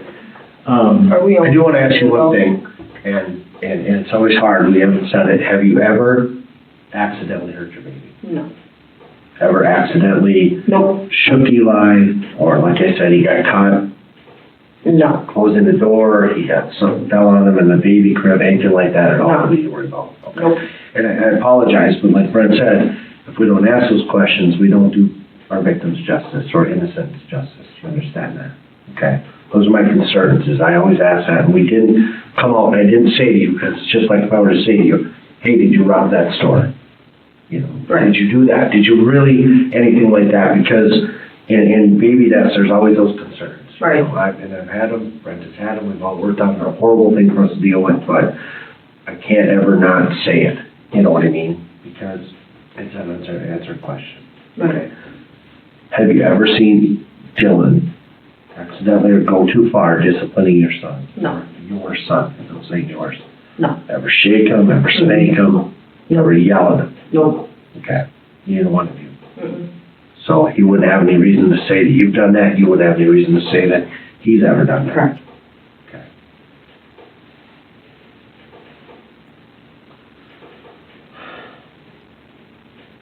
I think we should talk about autopsy. Yeah. So you were aware that there was an autopsy? Yeah, they were gonna call me when it was done. Okay. And you haven't received the phone call? My phone's been dead for nothing. As with, all kind of unwitnessed deaths, that's what this is. An autopsy is going to be ordered, and an autopsy was ordered in this case. And Right. he was taken to Isanti County for the autopsy. And in speaking with the medical examiner today, they did find some injuries internally to Eli that I think has the mother you need to know about. And I want to talk to you about that. And then what? So, first of all, they discovered that Eli had 2 ribs that were in stages of healing from a fracture. I don't understand how we would get that. Well, it's just in my experience, sometimes babies get cracked ribs either from being thrown or from being squeezed because they're pretty The squishy. only thing I can think about that is where I lived at Pamatu, she had 5 little dogs, and sometimes they'd like step on them or something. But they're not. I don't think they'd be heavy enough to do that. It'd have to be a little more force. Yeah. Because their bones are very, as you know, I'm sure, the bones are very pliable, squishy. Right. So it takes a lot of force to break a bone in a child, especially a rib. So it would have, according to the medical examiner, who, I mean, she's an expert in this, Right. it would have to be something more than a fall. I don't understand how that would happen. Then. You don't know anything about, What about his car seat? was he were you What, in the car? no, like his car, no, but would it being too tight, would that be a problem? No.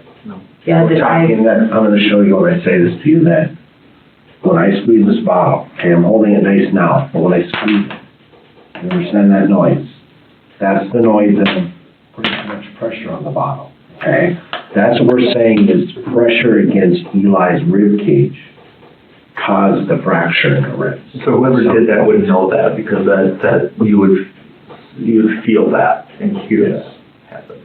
They would know by the feeling the baby that bone would, you know what I mean? Right. So that's like Did you guys tell this to Dylan too? Yep. So that's a fact, I guess, that's not in dispute. The medical examiner is telling us that there were two ribs that had been fractured and were in some sort of state of healing. I don't understand how that would happen. Additionally, Eli had 2 significant fractures to his skull. And that's ultimately what likely caused his death.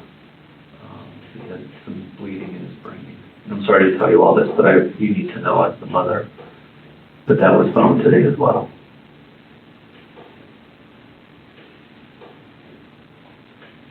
And so, we're just trying to figure out what happened. Shy.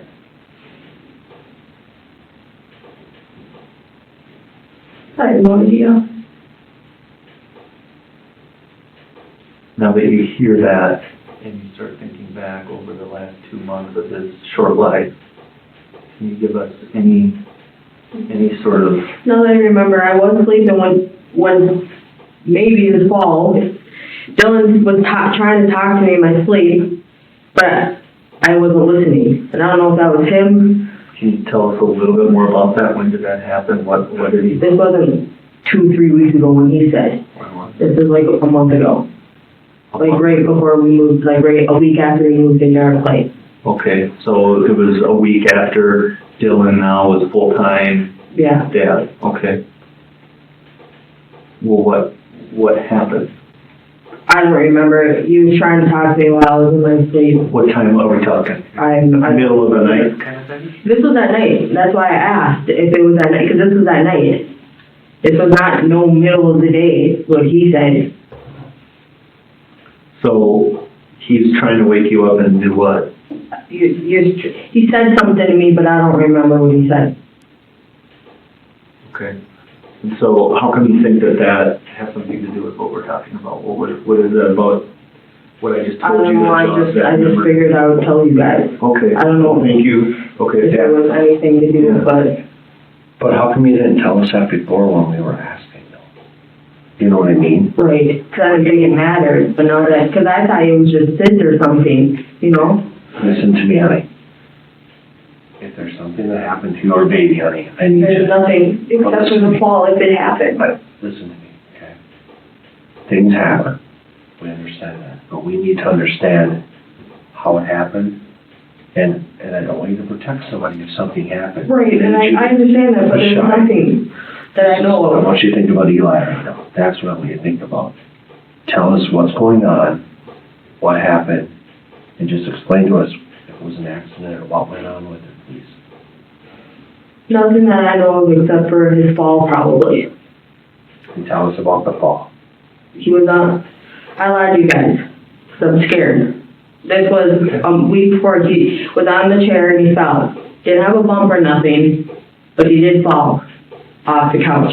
He just rolled over and fell. Didn't have a bump, nothing like that. And this was a week after we moved in, so like March, like 10th or something, so close to that time. But not recently. Otherwise, the squeezing, shaking, nothing like that. Nothing.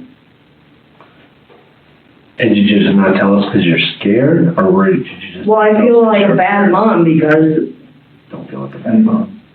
I don't know. We're not calling you a bad mom, we're not calling Dylan a bad dad, you know. This is life, this is real life, this is, you know, being a parent, things happen.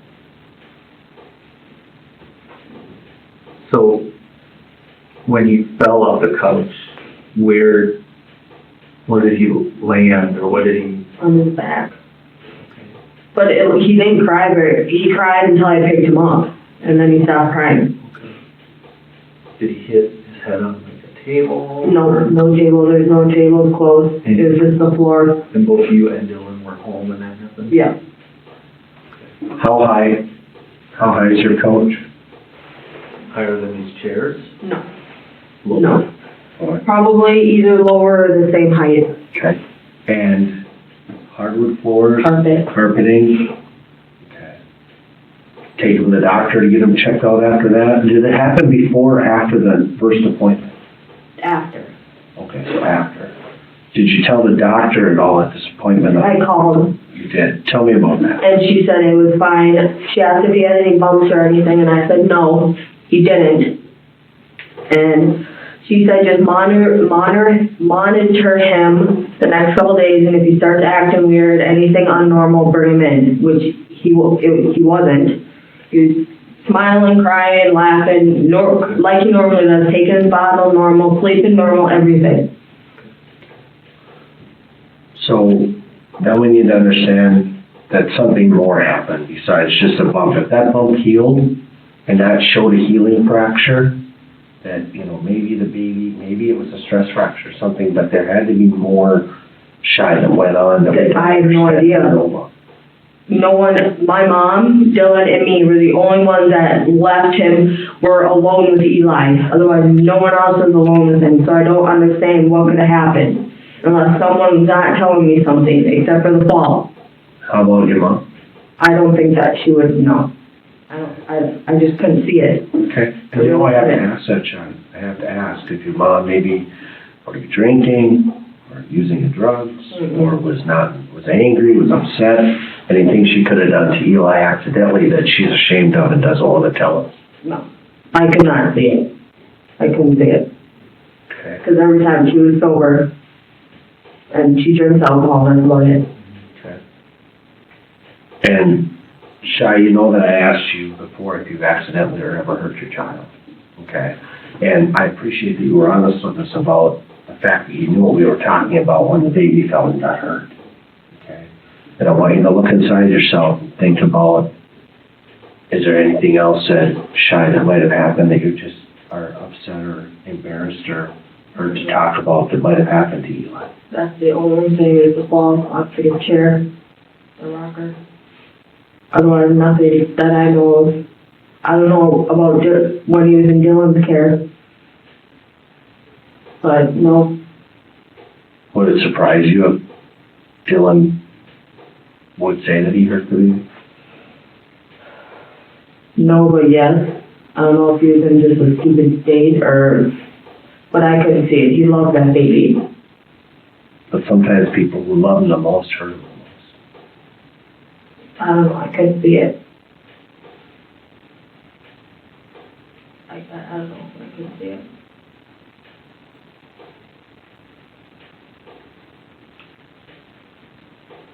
You see that this is serious, right?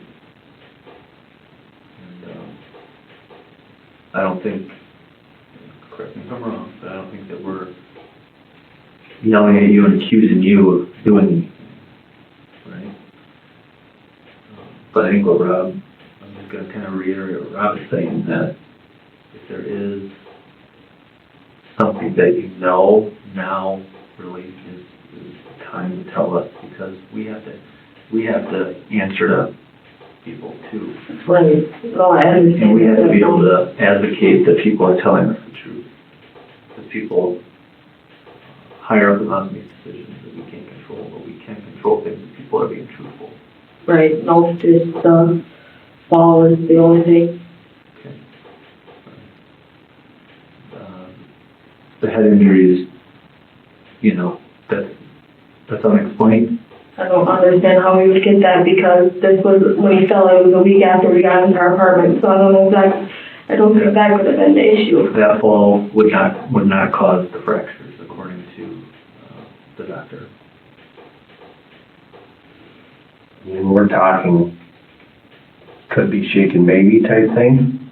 Could be that the baby was thrown down or forced into a car seat. Could be the baby was thrown forcefully down into his crib in anger. I put him to bed on 2 o'clock and I put him to bed nice. Right. He hasn't been in a car seat until Monday. Okay. Did Dylan wake up Wednesday morning when Eli was crying? Did he wake up pissed off? He didn't wake up at all. Except for to get up to work. At 4:45-ish. Mm-hmm. Right. And you said you made his coffee? Got up, started coffee, went to the bathroom, Where was Eli at this time? in his crib sleeping. Okay. And then after I did that, Dylan was just getting up, getting changed, and he walked out of the room, and I walked in the room to lay down. And shut the door. And lay down. Eli was with you? No, he was in his crib still, Okay. in his other room. He's getting ready. You're in the kitchen. Eli's in his room. Yes. And then Dylan comes out of his room, getting ready, and I go in. Shut the You went into the door. bedroom, went to sleep. Yes, went back and laid down. So he could have been with Eli at any point at that time. Yeah, but I don't think, because I asked him if he checked on him, he said no. Okay, let me ask you about that conversation. Okay, he oversleeps. Were you frustrated with him? I just said, he gets up, he didn't get up for his alarm, and I was like, okay, I'll get up and start your coffee for you. Okay, that right there, that's what I'm asking. Let me ask you, if I were witness to this, if I wasn't there, how do you think your tone was to him? A little loud, but I wasn't screaming. Okay, but enough that he'd be like, she's on me, she's crabby at me, she's, you know what I'm saying, Shy? Probably he was thinking that. You were irritated with it. Yeah. Yeah, because he wasn't getting up for his alarm, and Because like, hey, I didn't want him to sleep in and miss Wake the ride to work. I'm trying to sleep, you wake up, get up to your alarm and go. Yeah. Now you're nice enough, you're crabby, because you gotta get up and take care of his alarm, but now you're nice enough to go do his coffee. How was it when you guys, did you exchange pleasantries, did you kiss each other, did you hug each other? He came and kissed me before he left to work. Say anything to you at all? He said, I love you. I'll see you later. Okay, so you go when you go to bed, Mm-hmm. okay? Any reason that anything could have happened in the last few minutes with him before he went to work that day? Not that I know of, no. How often does that happen where you go to bed and he has a chance to go in and see Eli in the room? Normally I get up with him, Okay. make sure he has his lunch ready, or else I get a bowl of cereal or something, and then lay back down, but And you understand for us, that this is the odd day, odd moment, odd situation here. Yep. That he wakes up, you're at him, he goes and does his thing, you're doing your thing, you go to bed, and he has time to go to work. Right. And now, a few hours later, your son, Which he leaves at 4:45 anyways. yeah, By the time I lay down, it was like 4:50. and you called at 10:30? Was that the time you made the 911 call? It was like, Your neighbor called. Neighbor called, Yeah, but it was like 10:30, 10 o'clock. no, it was like, 40. yeah. So about 5 hours. So about 5 hours that Eli was there. It was just me and Eli when the door was locked. And we were both in our bed sleeping. Like I said, his baby monitor was on loud right next to my head, and I get up every time I hear him cry. You didn't hear any noises or anything at all when you went into bed? No. Because that's really our confusion is what happened. Right. What happened that morning? Something happened between the time that you two were up and the time you found Eli. Something happened there. And that's what we need to find out for Eli's sake. Right, and it was just me, and I don't think Dylan would have did anything. I really don't think he would have. But I was sleeping, Eli was sleeping between the time Dylan left and the time I woke up. The door was locked. So my dad said he even tried knocking on it, and it was locked. Because Dylan locks it every time after he leaves. Did you take your baby to bed that morning? No. Have you had him in your bed before? Yeah, never slept in the bed with him, but he just, if we watch a movie in our room, he would just chill in the bed with us or something. Okay. Or I'd bring his portable bassinet in and lay it next to my bed. But otherwise, no. So nothing happened that morning accidentally that, Nope. with Eli, that the doctor will explain to us later that this had happened and, you know, Eli was laid upon or smothered or that's how his head injury happened, is this or that, or he was, fell off the bed and... No, he was curved at the bed. No, but I mean, could he have been, I'm saying... Oh, no. Or bed. No. You understand accidents happen, and we understand. No, I understand that. Yeah, I get But that. these things that Brent's talking about are not accidents, Right. okay? These are very serious things that should not happen to children, Right. babies, okay? And they did. In 6 weeks, your And I son, don't understand how. your son's been hurt and abused. And I don't understand how. The only accident we had is when he fell off the couch or the side of the chair. Otherwise, we've had no accidents with him or nothing. Anybody throwing the baby up in the air, doing the toss, catching him, stuff like that. No. No.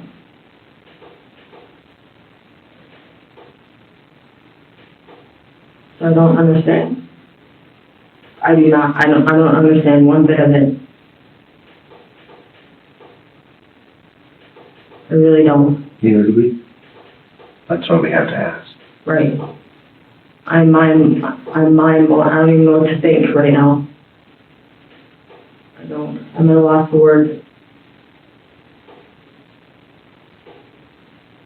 Because I don't think that falling off the chair could have been it. No, definitely not. Yeah, so I have no idea. So the only thing that makes sense that happened to Eli was that somebody used used too much force and fractured his skull. So Which no one's touched his head though, or anything like that, within that time frame. yeah, But he had two. Yeah. Wasn't one time, it had happened twice to him.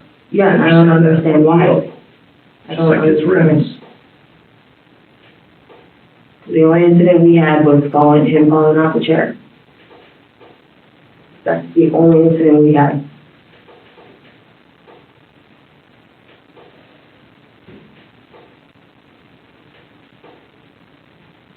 I guess I'm a little concerned with the fact that when we asked you so many times about it, I know, and you just didn't here know. because I haven't told anyone but Dylan and I because I feel like a bad mom because, But Brett and I have been very forthwith with you the whole time, you understand that, I understand that. okay? And you understand when we explained to you that when Dylan told us that and you were so defensive and said, why would he say that, You know, okay? So I'm saying to you, Shy, is there something else that's going on? there's nothing, and I put that on my son's life. There's nothing else. Otherwise, I would tell you. The only incident was the falling, that he got hurt, Okay. or could have got hurt. But he didn't have a bump on his head or nothing. Otherwise, no other way. Are you protecting anyone? I'm not protecting no one. The only people that watched him alone, Dylan, me, and Mom. Only people that watched him alone. you said you would tell us. Would you tell us if you were the one that did it? No. You wouldn't tell? I mean, I would, but it wasn't me that did. I never did anything to hurt him. Nothing. That kid was my life. And me finding him the way he did, I wish I would have never, because I cannot get that image out of my head. Remember what I said about people that love the babies the most, hurt people the most, right? Right. You understand that people can love something too much. Okay? And there are issues, postpartum depression, I for had, both male and female. There are issues of problems between husbands and wives of the baby, where one or the other is jealous of the other being too close to the baby, or not too close to this child, or not enough time with each other. And sometimes people don't want to recognize those things, and they do happen.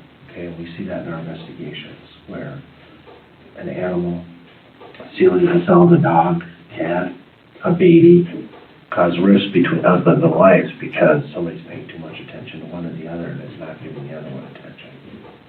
Okay. And we also see horrible things with children when they're played against each other. Mom and dad's fighting about silly stuff, and the babies or children take the brunt of that. Bad spanking. we haven't. Somebody does this or that. Bill and I haven't, since we've had them, we haven't had any fighting. We haven't had any of those kind of issues. Okay. So if not you, Shy, when I say this to you, if not you two, then who? I don't know, because my mom was the only one, but I don't see it as that ever even happening. She loved that baby too. Bottom line is there is no one else, right? That's been alone with them now. My sister, but she was always with me when I was with him. Yeah. So, And remember when I asked you about percentages? right. 60, 20, 20, 60, 30, 10. Okay. All day, every day.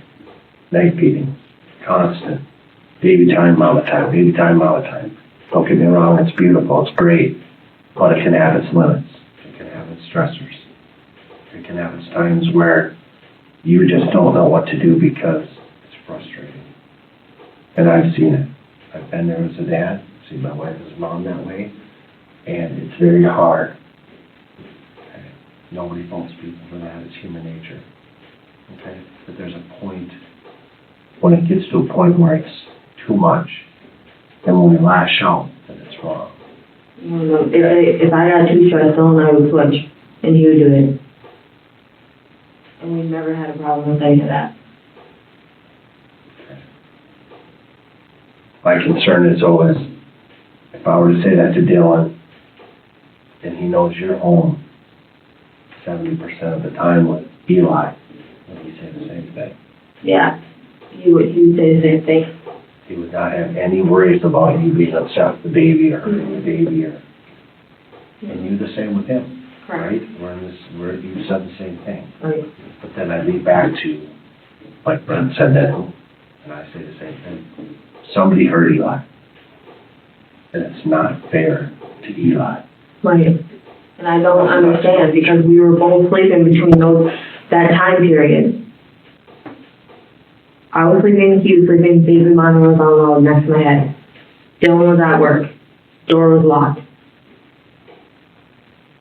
I don't understand what could have happened.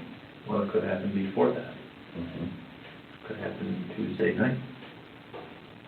Or Tuesday during the day. Right? I don't think that would happen, because It could have, you know. without me knowing, but we just went throughout our day. My friend came over, she held him, but we were there watching her. She held him, he had his bath time. Same routine that we always do. Okay. We don't think you're a bad mom, okay? We don't. Not at all. We're not gonna say that we think you're a bad mom, because we don't. I know that you know what happened. I can see that you're trying your best to keep that inside, because you're ashamed of what you know. But we're here to advocate for you, to advocate for Dylan, and advocate for Eli who can't. It's the day we need the truth, and you know that, right? Right. You're not in, you're a very smart person, I can see that. You care a lot about Eli. I can tell that you're holding it in. 16 years I've been doing this. Talked to a lot of moms, a lot of dads, and I hate to say that. There are people in your situation, other people. This is gonna eat you up. If you don't tell us what happened, get it off your chest. I'm telling you guys exactly what happened. I don't believe you are shy. I really don't. I'm not confident. I want to believe you because I think you are a good person. I understand that. I know I lied to you guys at the beginning.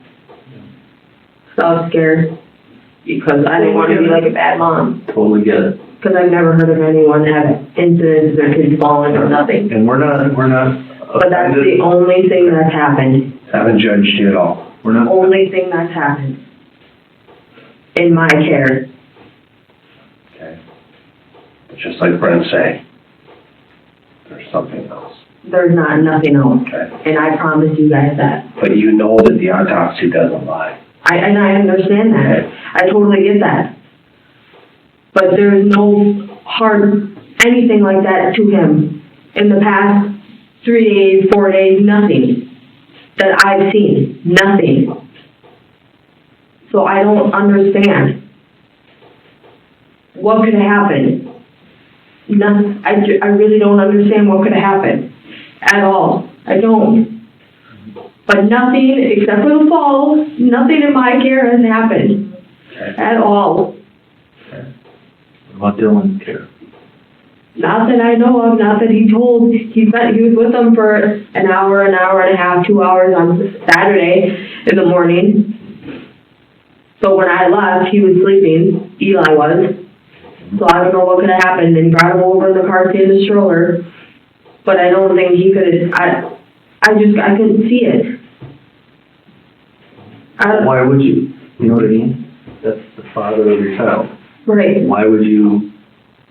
It wouldn't be normal to think automatically that the person that I love, that I have a child with, would do anything to hurt my kid. Now, that's a very normal thing. But it's not outside the realm of possibility. Right? I don't know. I don't know. When Dylan brought Eli over on Saturday, did Eli seem different? Mm-mm. Did Dylan seem different? Mm-mm. Dylan was happy. He was ready for his day, had coffee in his hand and everything. You said Eli was sleeping though when he came. I fed him and stuff, fed him and laid him back down. But that morning, Saturday morning. Yes. And then you went to, Babysit. okay, and then he came after. Yes. Dylan Eli sleeping when Dylan brought him to you. No. He was awake. Mm-hmm.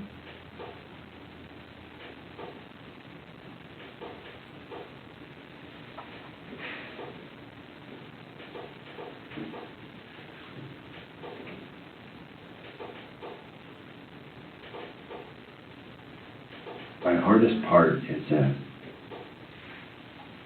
somewhere, somehow, something happened. Accidentally, out of anger, whatever it was. You understand that you know that we know, and we both understand something happened to Eli in the past few days. Right. And I don't understand. And you are staunch about that it didn't happen in your care. Yes. Okay? So it had happened to somebody in somebody's care. Is there something you're not telling somebody who watched, somebody who had Eli for a little while that you said your mom watched him on Sunday for about 15 minutes? Yeah. Eli was still sleeping the whole time? Yep.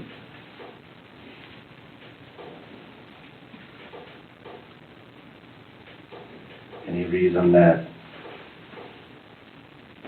you would protect your mom instead of your child? No.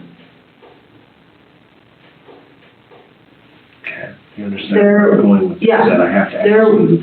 Saturday when he came over, I was babysitting. He was like almost 1 or something. Eli was in his, car seat, and the baby wanted to go play with his car seat, but I yelled at him before he touched the car seat to get away from him, but I don't know. That couldn't have been nothing. But that's the only thing, is the baby touched him, which didn't. I yelled at the kid because I didn't want him to, like, rattle his car seat or anything like that, which he didn't, but otherwise, he seemed totally fine. Every day since, even when I put him to sleep on Tuesday night, he seemed totally fine. Well, sometimes the sad part is the fracture like that and a brain bleed. You know, a person can go on and on and on, but you just, the baby's injuries wouldn't show like a human's would. I mean, you know, they act differently. But I'm surprised when you say that these extended injuries, that he was acting like this. Yeah, he was smiling, he was playing with his toys, he was normal. He wasn't, I didn't see nothing abnormal about him or anything not normal, like the way he was acting or nothing.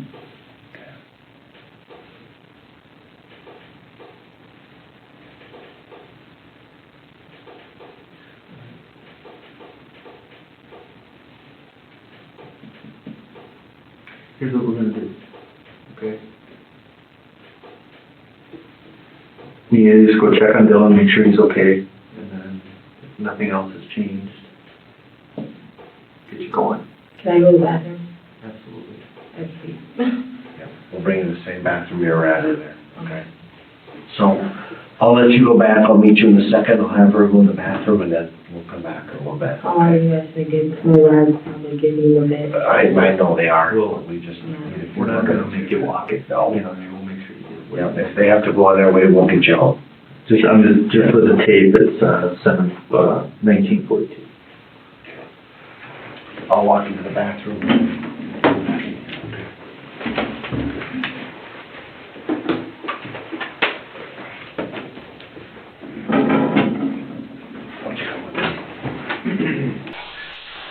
What time you got? I've got 8:39. Okay, 2039. Yeah. So we're literally like, we're just, Dylan went out to the lobby. We just were talking to him just one more time, just trying to make sure everything jives. So I'll just get right to it. So Sunday, right? You said that you went out for a few minutes. Went over to grab the same idea. And who was with you? Just me. Just you? Okay, and who watched? Mom. Okay. How come Mom watched? Because she was the only one around. Okay, where was Dylan? I lied, he wasn't at work, now I think about it, he was in jail. Yeah, He got picked up Saturday, had a warrant, and he didn't get out till Monday. Okay. So yeah, because initially you said he was working, right? Yeah, and he don't work weekends, he only works Monday through Friday. And was that an intentional I act? or didn't even think he was in jail, I just totally spaced it out. Okay. But yeah, he got picked up Saturday night and didn't get out till Monday afternoon. Okay. Yeah, he was in jail. So he was in jail. When did he get picked up, did you say? I'm sorry. The cops came to our house, it was like 9:30, they came When? and got him. Saturday night, Okay. it was like 9:30 at night. So he was essentially gone all weekend. Yeah, until Monday.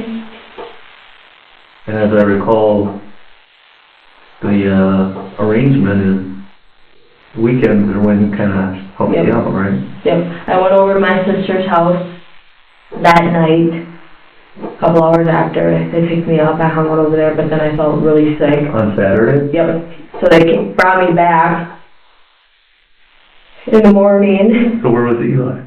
with me. Okay, at your sister's house? Yep, he came to my sister's. What's your sister's name? Amanda. Amanda? Yeah. Hentges? Yep. Okay. And then they brought me back because I wasn't feeling good. I was puking. What was And I was wrong? I don't know, I think just stress.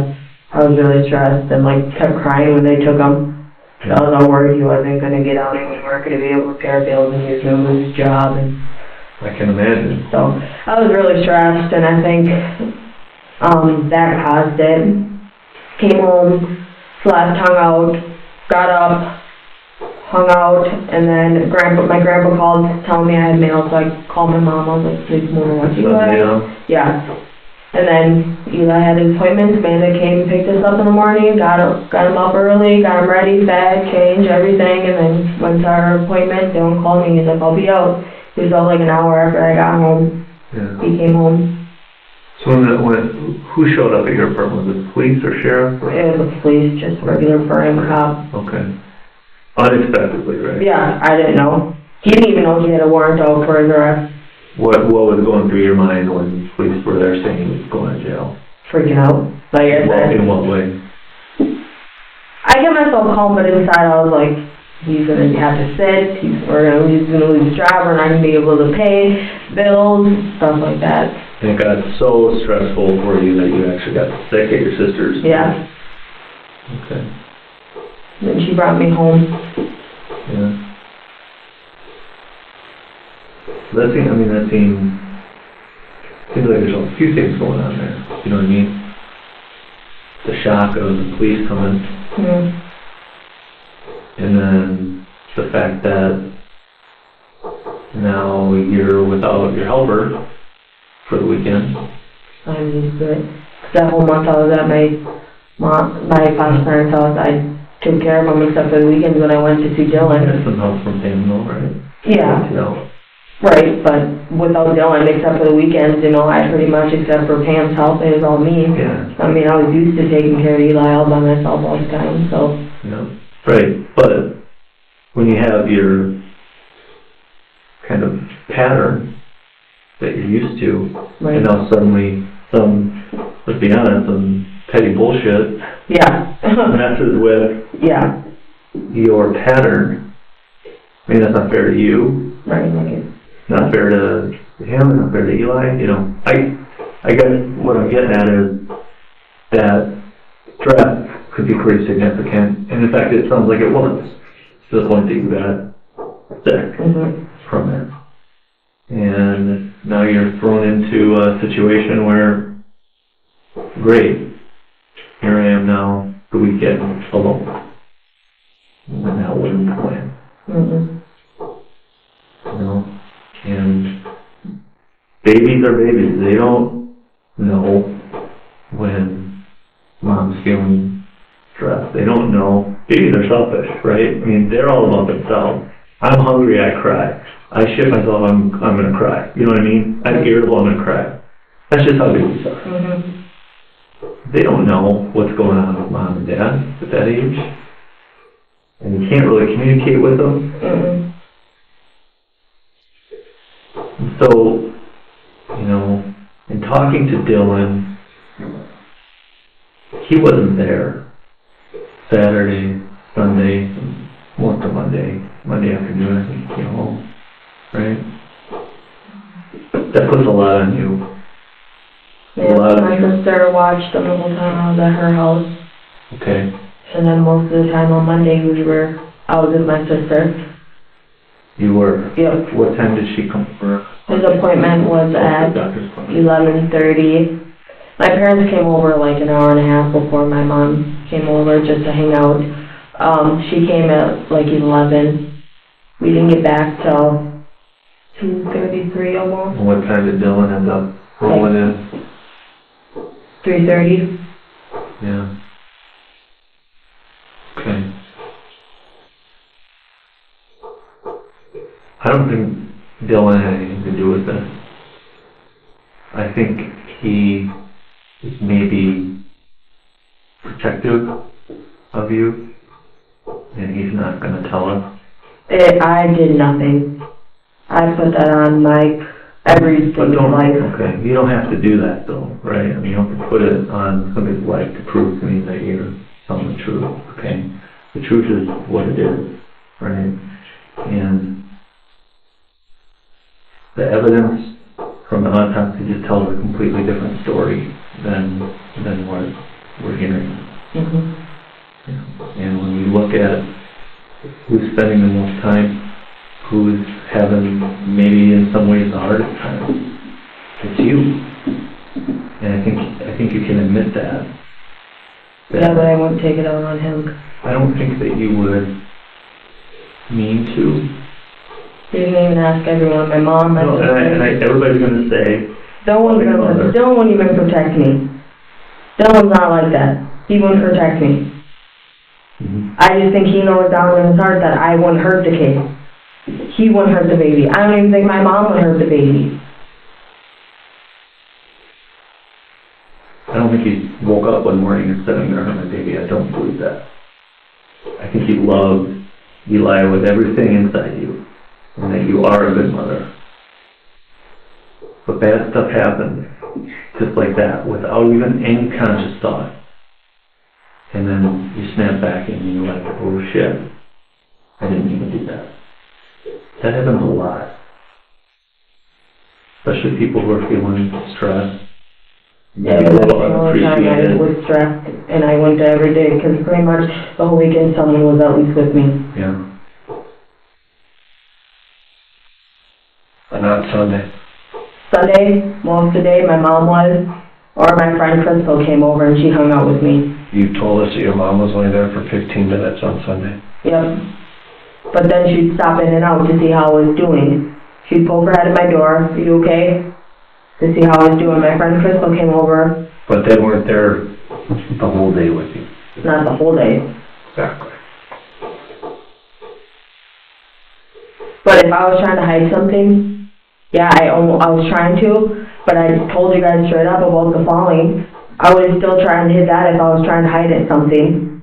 I'm not trying to hide anything. I was just scared to guys tell you because I don't want to feel like a bad mom. There's a big difference, though, between hiding the fact that your baby accidentally fell and what we're talking about. I never heard him anyway like that, though. I know you guys don't think that, though. It's hard. It is, I'll admit that it is hard for me. I'll even take a lie detector test. You know?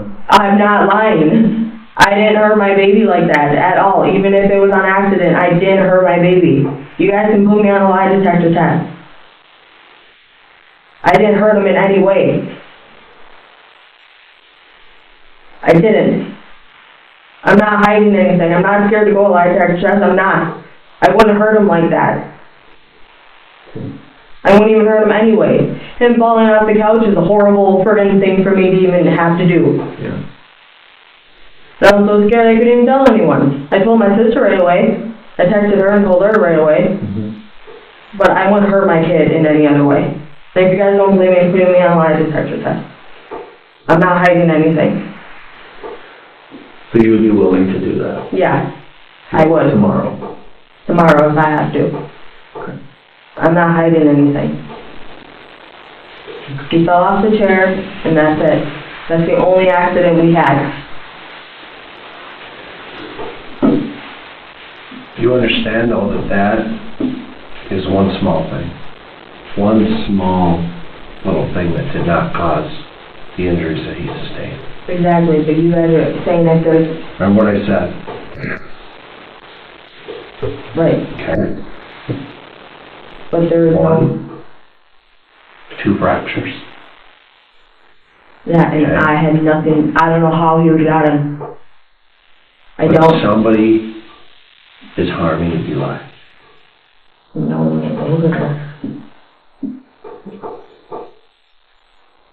What do you think should happen to somebody that harms a child, maybe just kind of in an instantaneous fit of rage and then snaps out of it? What do you think should happen to somebody that does do that? Because it does happen. Be put away? Jail? Yeah. Do you think that there should be some maybe understanding of that? Like there could be... There could be mental problems, there could be stuff like that. Yeah, or if they do have something, they shouldn't be in possession of a kid, if they have problems like that. Yeah. What if it's not a mental problem? What if it's just a momentary moment of, spontaneous, just happens? I don't know very many people that just have spontaneous moments like that. Have you Unless ever? they were high or drunk or something, was taking mood altering substances. Yeah. So in your experience, that's what you've seen? Yeah. Okay.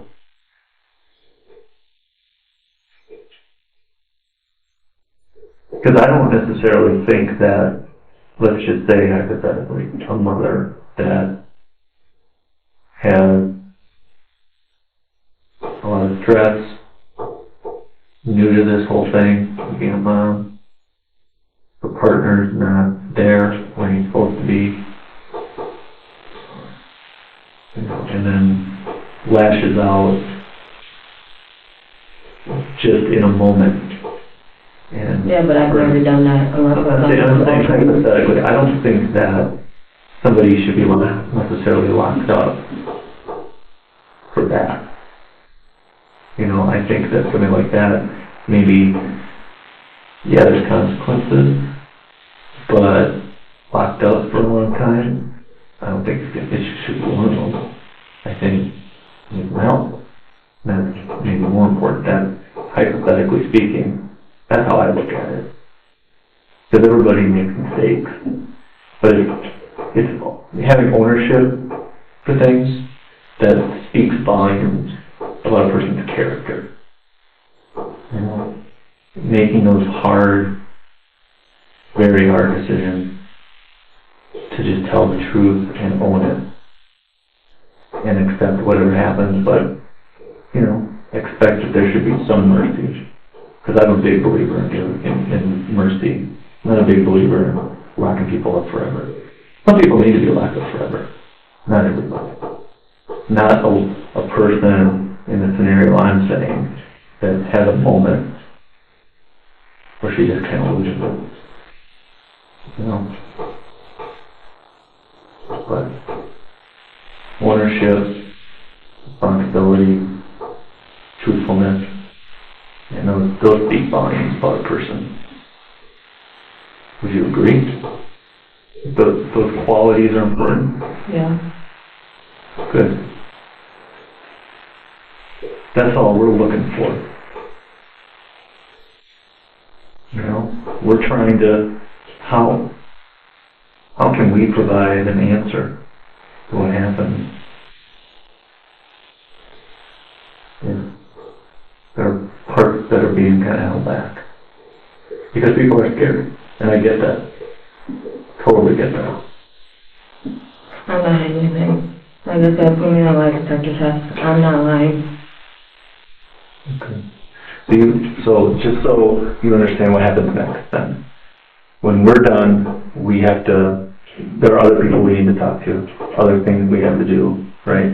And we have to write reports, and our reports then have to go and be reviewed by people who make more money than we do, have fancier degrees, lawyers, things like that.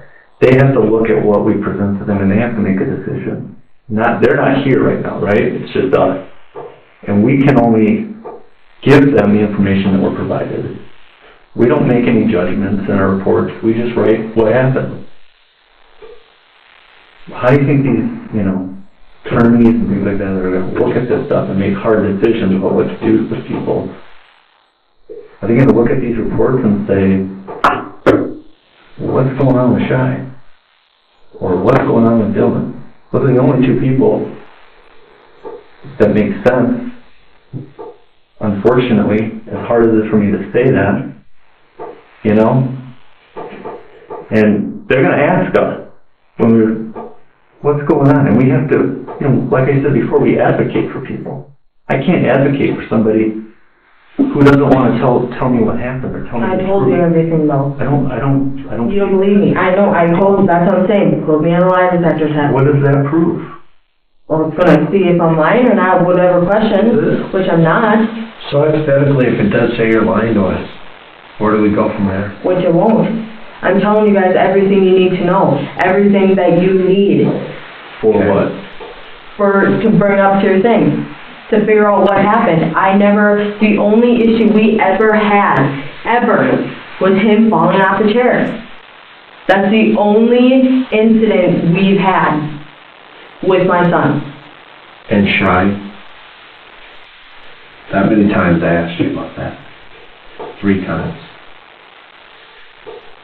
And you never said Yes. I know, 'cause I was scared. And I think you're scared now. I'm not hiding anything. Listen. I don't understand why you guys, I don't get it. You can ask anyone. How come you didn't tell us that you went to jail on Saturday? Because I didn't even... But listen to me. That's a pretty major thing when you say that you got as sick as you did. You went to your sister's and you got brought home from your sister's and you stayed home on Sunday with the baby. Okay? It's a pretty major event. If it would have been, I'd argue with my mom, I forgot about, that's one thing. But somebody coming to your house and arresting your baby daddy I know, but this isn't... and him going away, but this is in the 4 days. I'm talking, this is 3 days ago. This isn't 2 months ago. This is 3 days ago before this incident occurred. Okay? That's my concern. You know, and you telling me that, you know, you were frustrated, you were stressed, you know, here we go again, I don't have money for bills and stuff like that. That's a big deal. You understand what I'm saying? And I'm concerned that coming from. we had this thing, But I was at my sister's house most of the time.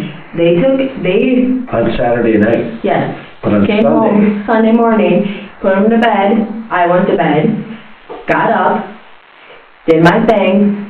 okay.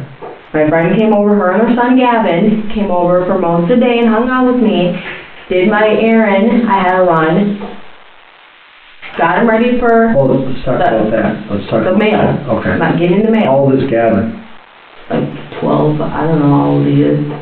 Exactly, he's older. But you didn't tell us that you said your sister came over. You didn't talk about that Gavin was there. He was there for like 5 minutes. He showed up by her mom. His mom was there with me. Okay. And then he left. She stayed and hung out with me. And then she left. And I got my stuff ready, his stuff ready for his doctor's appointment the next day. Got him a bath, got him changed, got him fed, put him to bed. I took a shower and I went to bed. Okay. I got up in the morning. My mom was knocking on the door. I let her in. She had coffee. She was hanging out with me and stuff. I was getting ready for his doctor's appointment, getting him ready, getting me ready. My sister came over at 11. We did our thing, left for his doctor's appointment, and then didn't get home until 2:33. Dylan came home at around 3:30, and then he hung out with Eli for the rest of the night. Okay. But you understand that you left all that out in the first time we came in here and talked to you. Never said any of that. None of it. You guys were mostly asking about Monday, Tuesday. No, we asked about Saturday. Saturday you told me that you left to go get the mail and... That was Sunday.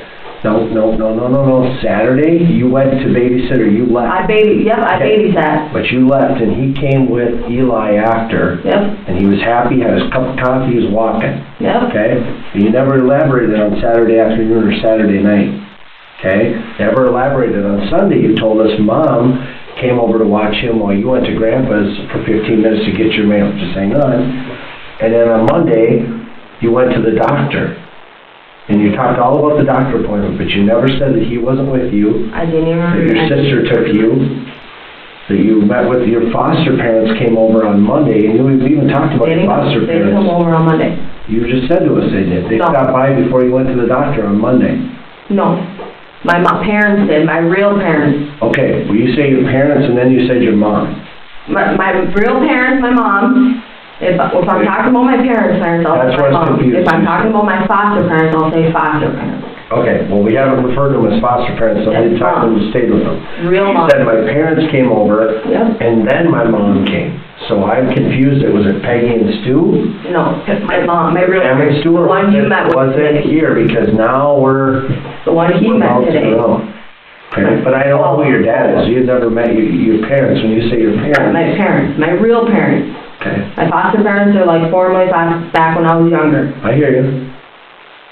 Sorry, I guess I should have been more clarified on that. My parents, my real parents, Okay. they came over, had coffee with me while I was getting ready and getting Eli ready. My sister came over at 11. We got his car seat and stuff ready to go in the car. Yeah.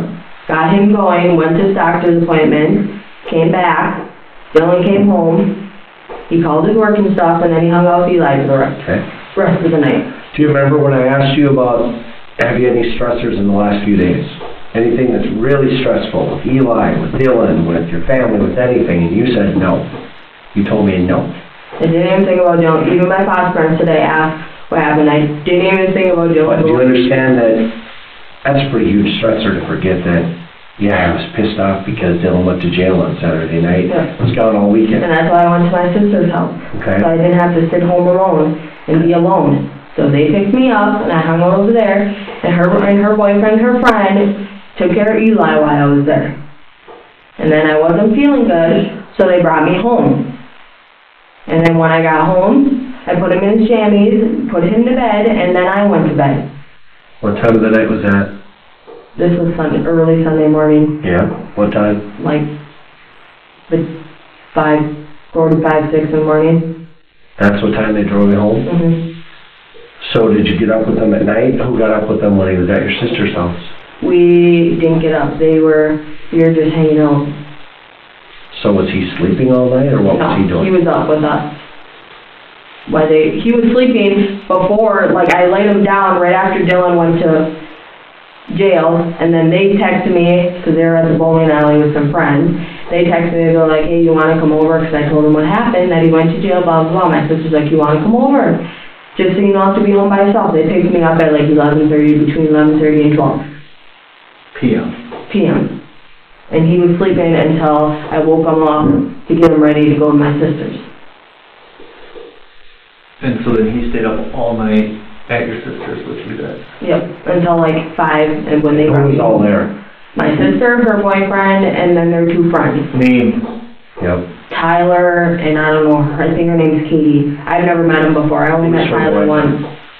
Josh, they're out there. Josh who? Josh Aaron. And Tyler's who?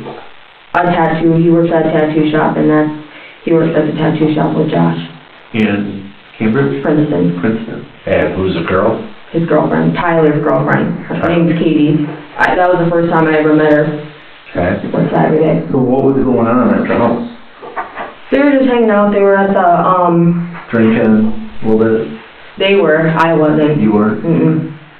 I had a couple glasses of wine that night before Dylan went to jail. Okay. That's right. And he was You like drinking, having a week. yeah, and he was drinking some wine too. Okay. Take anything Saturday night? Any pills, smoke any weed, use anything out of frustration because Dylan, you're frustrated with them? Nope. Just alcohol. But we were drinking beforehand, before he got in. So you had 2 glasses of wine at home. Yep, and then What did you drink at your sister's? I didn't drink anything there. What are they gonna tell us you drank? They're gonna be honest, they kept offering me drinks, but I didn't drink anything. Okay. So not a sip, not a 1 beer, not just a half a glass, not a shot, nothing? Nope. Okay. Nothing. How many people handled the baby? 3. 4 including me. Was there ever a time you were gone outside smoking or gone with your sister or out with a group of people who were alone with the baby? Her friend was alone in the bedroom with them. Which friend? Her friend Katie. I was in there, I was getting his bottle and stuff ready in the kitchen. Was Amanda in there with her? In and out. She wasn't in there the whole time she was in there. So earlier when we were talking about who else watches the baby, and you were saying that nobody watches the baby because you're not But like not like, comfortable with it. they were just holding him while I didn't even know she grabbed him out of his car seat while I was getting his bottle ready. But it was like not even 5 minutes, she was like, Just a short amount. yeah. Okay. And so he basically stayed up all night, right? And then when you got home, was he just exhausted? Yeah, put him to bed. He slept until And so on, like 11. and you slept as well?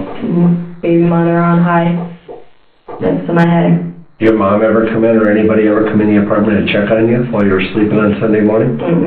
Did your mom know that Dylan went to jail Saturday night? Because she was coming up while the cop was there. When did your mom come over on Sunday then? Afternoon. I don't know the exact time. When did you go to Grandpa's? Afternoon. It was like 4, it had to be around like 3 or 4. I don't know the exact time. I know it was around dinner time, so it had to be around 4. This is an incredible story to me, right? For a number of reasons. The least of which is that you kept your 2-month-old up all night. That's different. What's incredible to me about this story is that you essentially just went to a party. And maybe you didn't drink, but you went to a party Saturday night into Sunday morning. And this is, how long have we been here? Way too long. We've been in this building way too long, right? And now we're just hearing about this. You know what I'm saying? So it's like, there's more and more that comes out. Well, I don't know you guys, I didn't know you guys wanted each minute of my day. Yeah, we do. The details are important. They're very important. And, so it's like, as I'm listening to you, all I can think of is, what else is she not telling us? Right? I'm telling you guys everything you need to. I mean, you guys don't obviously trust me, which I get that. Well, here's the difference. Here's the difference. Thing. Dylan told us everything up to this point. Everything. Going to jail, getting back, you going to the doctor by yourself. I didn't even think, I have so much, my kid just died, and I have so much on my mind, and you guys are talking about all this stuff to me, and I don't even know what to think anymore. But Dylan, I just want to be done. Everything I can corroborate. I can corroborate everything his story. Can we just be done? We all want to be done. Yeah. We all want to be done, and we all want to know. But the problem is your stories are so inconsistent, and I'm having to fight to pull stuff out of you, and now I'm raising my voice because I'm frustrated, and so is Brent with the fact that we're pulling stuff out of you when... I didn't know you guys, I'm sorry, I didn't know you wanted each minute of my day in the past how many weeks. I didn't know that. Okay. But you understand, put yourself in my position now, that all of a sudden this story went from do-do-do-do-do-do to heartbeat, 2 huge heartbeats on the weekend prior to this incident occurring. We're going along, waving a little bit, which is fine, but now boom, boom, boom, boom. That's what he's trying to explain to you. I mean, I get forgetting little things. Yeah. Okay, that happens. These are kind of, in my opinion, significant things that you did this weekend. I have so much on my mind right now. I can't even... Well, we have a lot on our mind, too. Because we're thinking about Eli. We've been thinking about Eli since we were told about Eli this morning. Okay? He's not my child, so I don't have that bond, but I give a shit. And I know Rob does too. And we're going to be asked a bunch of questions from people about what happened. We have the fact. Fact is, Eli has significant physical injuries to him that somebody did. And the only 2 people in his life that had any possible time to do that are his mom and dad. If you think about it, every person that has a baby, the dad always works, and mom always stays home. Most of the time, right? So the mom's always with the kid. Yeah. Right? Mm-hmm. And the dad's barely ever with the kid because someone has to work. Correct? Amen. And that's my situation. What is it? If I could be working, and if I had a stable babysitter and stuff for Eli, I would have started working a while ago. A couple weeks, maybe, yeah. Mm-hmm. But I didn't trust anyone with my kids, so I didn't start working. It's not your situation. Right. So obviously that's why I'm the one that gets to stay home with the kid all the time. With Eli. Yeah, Mm-hmm. with Eli. But now you guys are putting it on me because I'm with the kid all the time. And yeah, maybe I wasn't giving you guys exactly each minute of my day, but I have a lot on my mind. Okay? You guys told me and I was just about to go do his funeral stuff and do all that.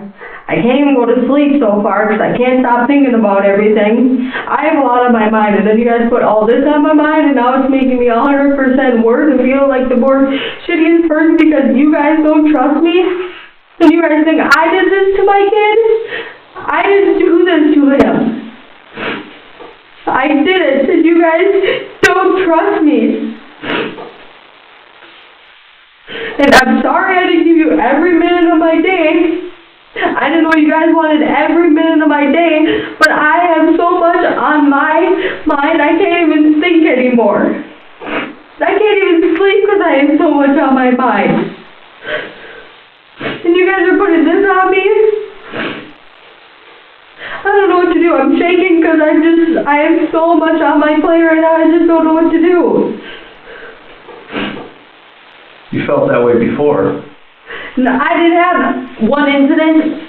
The only reason why I got so worried is because Dylan's been in jail like 8 times within our relationship. I've never been like this before. The only reason why is because we just got into our apartment. This is our first time ever having our own place. I'm not working. Our rent's a little more than what we ever wanted. And now we have a baby. So I thought he was going to sit 30 days. And if he sat 30 days, there goes the month of our rent. And we could have got kicked out and been homeless.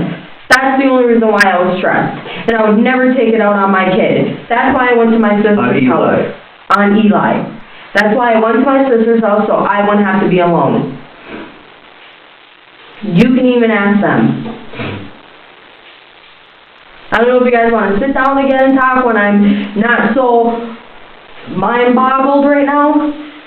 And I can tell you from whatever day you want to know, each day what happened. Was there something else that was... No, I'm just saying, because I keep not telling you every minute of my day. I just have so much on my plate right now. And I can't even remember anything. I can't. Tell me what you want us to do for you and your family. I want you guys to be able to trust me and my family. Okay. What else? To figure out why or who, which I don't understand, but who could have done this? Which I don't know who you guys can all question. Who, if you were us, who would you go talk to? Me? Who would I go talk to? As in what? To find out who hurt Eli. The only people around would be my sister, me, Dylan, and my mom. Okay. Anybody else? Do you guys want to know, how far do you guys want to know back? About what? Just anything. As in days, weeks, how far do you want to know back of my schedule? You want to know back 2 weeks, 3 weeks? What happened? We want to know everybody who had a chance to babysit or watch Eli alone. I had a assessment with the county. This was like 2 weeks ago, 3 weeks ago. And my friend Angie brought me. She watched Eli in the car. This was like 30 minutes. She was with him. She watched Eli in the car and took him out of his car seat and everything and was holding him in the front seat. Angie who? Angie McNally. Where is she at? She's in Grand Rapids now. She lives in Braham, but she's in Grand Rapids for a wrestling tournament. How old is she? My mom's age. Okay. Who else?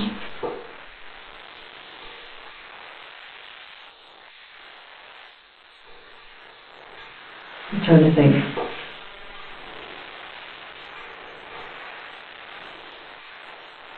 That's all. Otherwise, friends that came over while we were home would hold them or anything like that. Alone. Alone, strictly alone. Angie. Katie? Katie. Oh yeah, Katie and my sister, yeah. She was in the room for it had to be 5 minutes. Okay. While I was making talked the to Mom. So when you talk to Sister, Andrew McNally, Do you have Amanda's phone number? or Amanda McNally, I'm sorry. I don't have it on, my phone is dead. What's her address? I don't even know. No. I'm sorry, what city did you say she lived in? She lives really by Rush Point store. I'm sure Rob knows who that is. Yeah. Okay. And she lived there with her boyfriend? Mm-hmm. And his name is Kyla? No? Josh. Josh. Josh's friend, his name's Tyler. Gotcha. Yeah. Josh Heron. Josh and Tyler work at the same tattoo. Tattoo place, yeah. Okay. Josh, Heron, and Katie. And you said they live by Rush Point store? My sister, Josh, and Amanda. Okay. Are Well, they together. live together. They take Those, theirs together. oh, okay. Taylor, whatever it is, Taylor and Katie, they're a couple, they live in Princeton. Okay.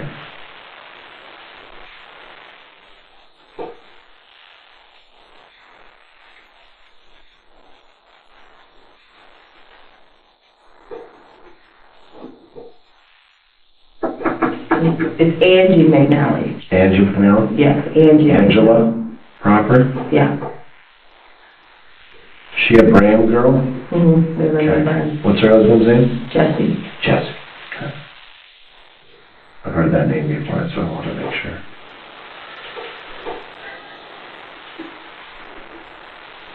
Well, I want justice for Eli. That's what I want. And if that means hurting people's feelings, that means making you upset with me, making Dylan upset, that's what it's going to take. Okay? Okay. Because in the end, I have to go to bed, I have to sleep, and I have to live with all the innocent people we couldn't save. You understand that? I understand that. I totally understand. And I'm telling you that I know, in the end, that whoever tells the truth and says it is going to feel terrible because they had the chance to. And in the end, that's always the hardest part. I'll tell you a story. Years ago, I had a lady who had a great job, was working for a group home. She got greedy one day, stole a gift card from one of the clients. Silly, $20 gift card. Threw her whole life as a nurse away for a $20 gift card. You know why? Because she was having an affair on the side with a boyfriend. You know what she did with the stupid gift card? She bought him a present for Christmas. She came in, she talked to me just like you did. I talked to her for 45 minutes, I gave her an out. I knew it was her. Ended up tracking the gift card. Guess what? She used her Amazon account. Brought her back in, sat her down the second time.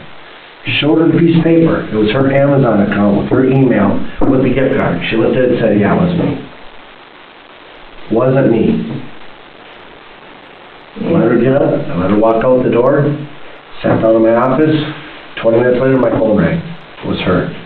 Said, can I come back in and talk to you? I said, sure. Came back in, sat down third time, she said, I'm sorry. I said, what are you sorry for? She goes, I came in the second time to talk to you to tell you the truth. And she goes, I chickened out. I was embarrassed, I was scared, thought you were going to judge me, didn't want you to know about my affair. Didn't want you to know I was a shitty wife.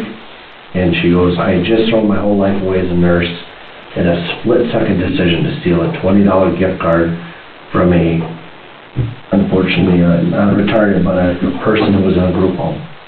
Couldn't take care of himself. She threw it all away in a split-second decision for a $20 gift card. Ended up charging with a crime. She had to go home and tell her husband that their marriage was over, that she had failed him. Her nurse's license got revoked.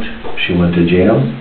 She has to work a different job for the rest of her life because she made a split-second decision. And had she been honest with me, the very first time she came in, the company said, we won't fire her, we'll get her some help for treatment, and we'll keep her. They weren't going to fire her. But in the end, she lied 2 times, and the third time she finally admitted it, and they said, sorry, you had 2 chances to tell me. And she said, I drove over here, I was going to sit down, I was prepared to tell you the truth, I sat down, I looked at you, and I couldn't because I was embarrassed. That was it. She didn't want me to judge her. That's where we're at. That's where we're at right now.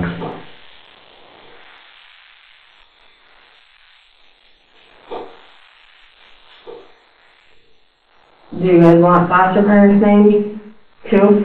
I have them. Because they watched him a couple times the first month that I was living there. I don't know if you want their name. How long did they watch him? And how long time frame by themselves? Sue watched him like an hour when we went to Walmart. Pam watched him a couple times by herself for an hour to 2 hours. How about kids that were living at the group home? At the foster home, their daughter Liesl and Michael watched them, but it wasn't for a very long period of time. It was like not even an hour. When's the last time that they watched him recently? Oh, they haven't watched them recently. This was when I was living there that month. They haven't watched them recently. Okay. Yep.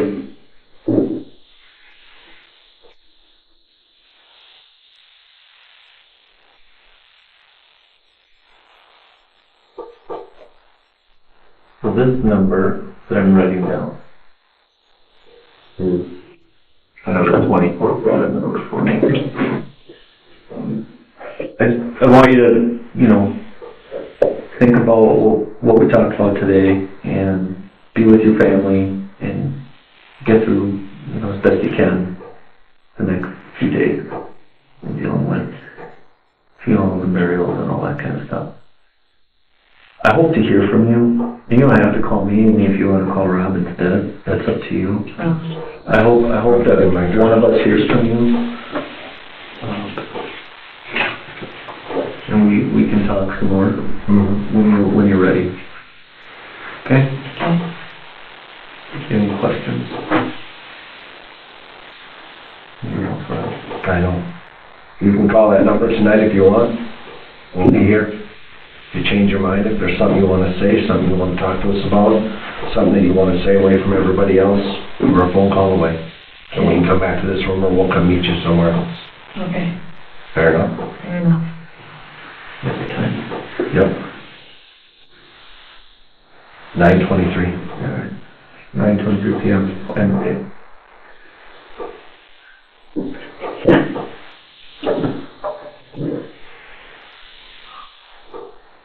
see about a ride?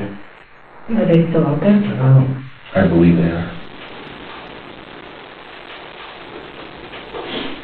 This is off. We can, we'll have you go, I don't know, no, I think, did Dylan go outside? I think so. Okay. I'll just So, go ahead. if you guys want. Okay, let me go check and see if he's in the other room. I'll be right back, and then I'll come back and let you go for your ride outside, okay?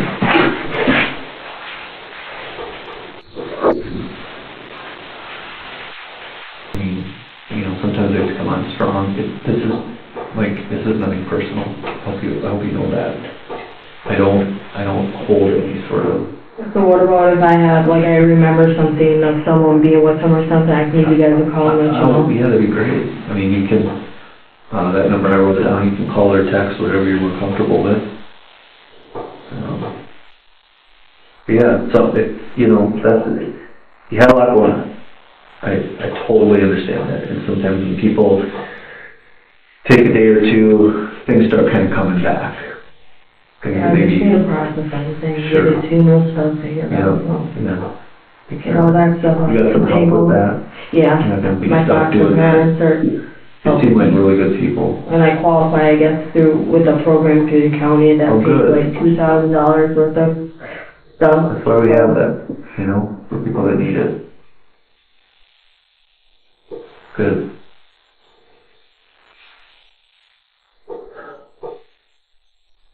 Is Eli at the funeral home? No, not Yeah, yet. okay.